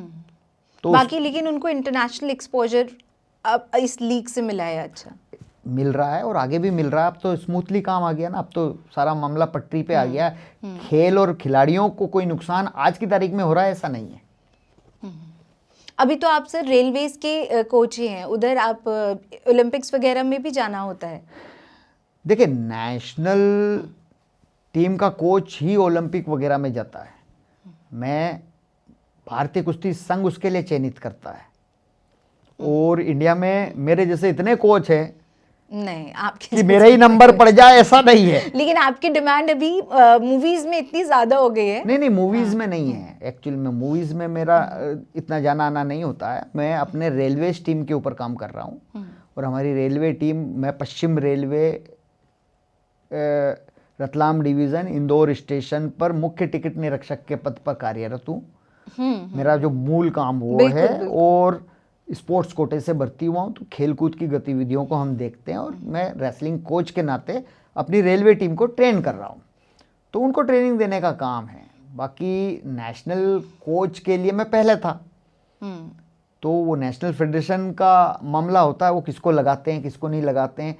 तो कोच कोई भी लगे, कोच, लेकिन खिलाड़ियों के साथ में सही व्यवहार होना चाहिए। जो मेडलिस्ट है उन्हीं को मौका मिलना चाहिए, जो बेहतर है उसी को चांस। कोच 2 या 3 नंबर का चलेगा, चल जाएगा। नहीं नहीं, बिल्कुल चल जाएगा, क्योंकि कोच एक क्वालिफाइड होना चाहिए, बिल्कुल अनक्वालिफाइड नहीं होना चाहिए। और 1 नंबर का कोच है कि 2 नंबर का कोच है या 3 नंबर का कोच है, ये नापने का पैमाना आपके पास कहाँ है? वो तो ऑफ कोर्स, वो तो जो सिलेक्टर्स है वो ही जानते हैं। तो क्वालिफाइड कोच होना चाहिए उस मापदंड में। जो कोच आ रहे हैं, तो उसमें 100 कोच आ रहे हैं, तो 100 में से आप किसी को भी लगा दो, 3 को लगाना लगा दो। लेकिन अगर पहलवान 3 चुनने हैं, तो वो मेडलिस्ट ही होंगे ना। बिल्कुल। वो तो ऐसे नहीं होंगे कि भैया जो न्यू मेडलिस्ट है सिफारिशबाजी से हो जाएंगे। तो कोच कहीं ना कहीं सिफारिशबाजी से भारतीय कुश्ती संघ में चल जाते हैं, लेकिन पहलवान सिफारिशबाजी से सिलेक्ट नहीं होना चाहिए। ऐसा होता है सर? होता है, क्यों नहीं होता है? अच्छा। हाँ, कुश्ती संघ के अंडर में है ना कि किसको कोच लगाना किसको नहीं लगाना। तो मैं इस पूरी कहानी में एक मिनट बॉलीवुड से आप सर साउथ की तरफ कैसे गए अभी, क्योंकि जैसे सर्दर्न फिल्म्स में एक्शन अलग ही तरह का है, बहुत ही मतलब डिफरेंट है और बहुत ही हेवी इंटेंस एक्शन है। तो वो जैसे बॉलीवुड से आपका चलते चलते अभी वहाँ पे आप कैसे पहुँचे? देखो, मौखिक पब्लिसिटी कि दंगल में किसने ट्रेंड किया तो फिल्म इंडस्ट्री में सबको पता चली जाता ना, अरे वो फिर आमिर खान जी ने आशीर्वाद ले लिया पैर छू के तो फिर मैं ज़्यादा और फेमस हो गया, बोला अरे यार ये कोच है, इसी से हमने वो करना है। तो फिल्म इंडस्ट्री चाहे वो साउथ की हो, बॉलीवुड हो, टॉलीवुड हो टॉलीवुड भी है ना, टॉलीवुड है, हॉलीवुड, टॉलीवुड, तो कई जगह ऑफर आते हैं, कई जगह हम उनको ट्रेनिंग दे देते हैं, हमारे पास टाइम होता है तो अच्छा। कई जगह हम मना कर देते हैं। तो वहाँ पे कोई क्या डिफरेंस है जैसे एक्टर्स में या सीखने में, क्योंकि थोड़ा सा डिफरेंट है बॉलीवुड और साउथ का, काफ़ी डिफरेंस है इवन मूवी फिल्म मेकिंग में भी। हाँ, वहाँ पे थोड़ा एक गुस्सा मारा तो एक आदमी के साथ में 4 कार भी पलटनी चाहिए नहीं तो इस तरह का। लेकिन वो अगर रेसलिंग के ऊपर कर रहे हैं तो स्वाभाविक है कि रेसलिंग ही दिखाए। एक कोच होने के नाते मैं तो यही कहूँगा कि भाई रेसलिंग है तो रेसलिंग ही दिखाए। तो थोड़ा बहुत चलता है कि भाई जितना ऊपर से उछाल के मारना है उससे डबल ऊपर से उछाल के गिरा दो, लेकिन है तो कुश्ती ही। आपके कौन है साउथ के फेवरेट एक्टर जिनके साथ आपने अभी कोई मतलब कोई भी जिनको सिखाया और आपको अच्छा लगा हो, मतलब कोई भी फेमस एक्टर जिनको आपने सिखाया रिसेंटली या पहले? देखो, एक्टर मेरे को नाम भी याद नहीं है, मैं सिखा जरूर दिया क्योंकि मैं मूवी इतनी देखता नहीं इसलिए नाम याद नहीं है। लेकिन अभी जो पहले के एक्टर मेरे को याद थे, चिरंजीवी थे और एक और थे, तो वो उनकी फिल्में आती थी जब वो हिंदी में डब होती थी या कई फिल्में, तो उनकी बहुत अच्छी फिल्म, पुराने ओल्ड टाइम हो गया, ओल्ड टाइम के, जब हम युवा थे और नेशनल कैंप में होते थे एज ए स्टार रेसलर, तो कई बार संडे वनडे को पटियाला के फूल जो फुआरा मार्केट है उसके अंदर फुआरा चौराया है तो उसमें देखने चले जाते थे फिल्म, सब आपस में पहलवान वगैरह मिलके। तो वो उस समय की याद है। अभी जिसको सिखा रहे हैं उनका नहीं नाम याद नहीं, अभी तो रामचरण के ऊपर बहुत सुपरस्टार है रामचरण, और बहुत ही अच्छे एक्टर है, और उनको कुश्ती की उनकी कोरियोग्राफी कर रहा हूँ मैं।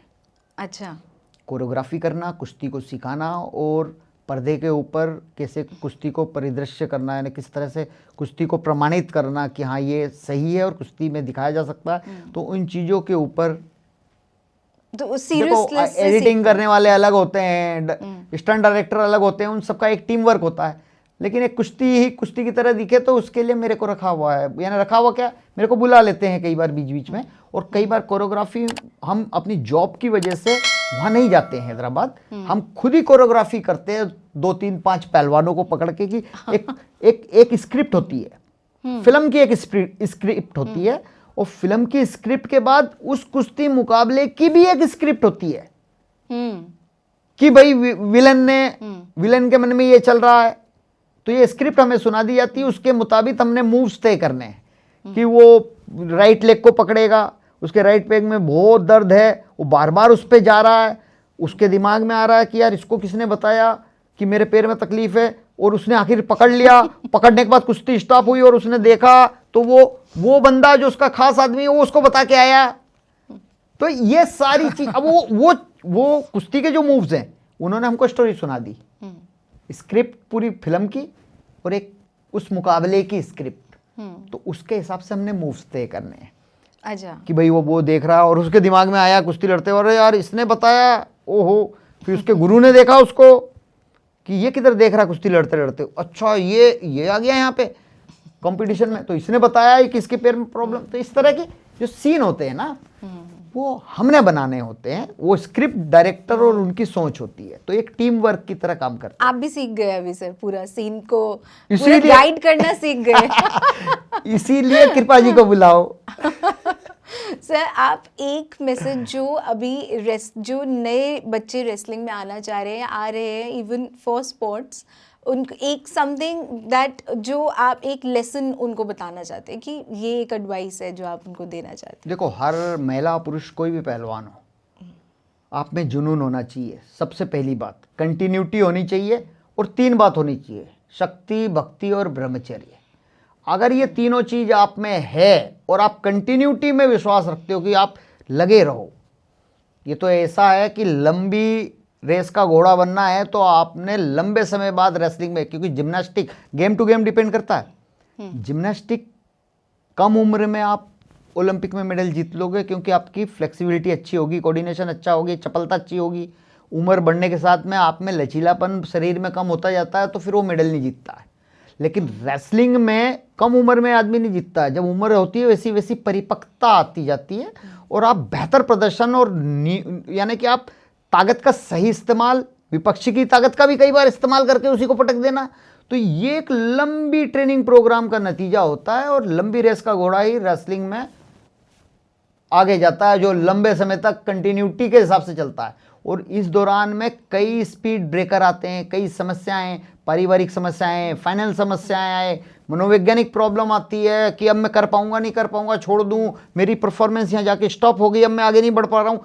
ये बहुत सारी समस्याओं से जूझते हुए जो आदमी साइकोलॉजिकल बहुत स्ट्रांग होता है ना, वही आदमी है पागल की तरह, एक सन्यासी की तरह उसका पीछा करे जाओ, एक दिन सफल जरूर हो जाओगे। सबको ये मंत्रा अभी सर से लेना चाहिए, जो भी खिलाड़ी है। Thank you so much for sharing. आपने इतने सारे किस्से, कहानियों और इतने सारे इंपॉर्टेंट लाइफ लेसन्स बताए हैं। Thank you so much for coming to our show.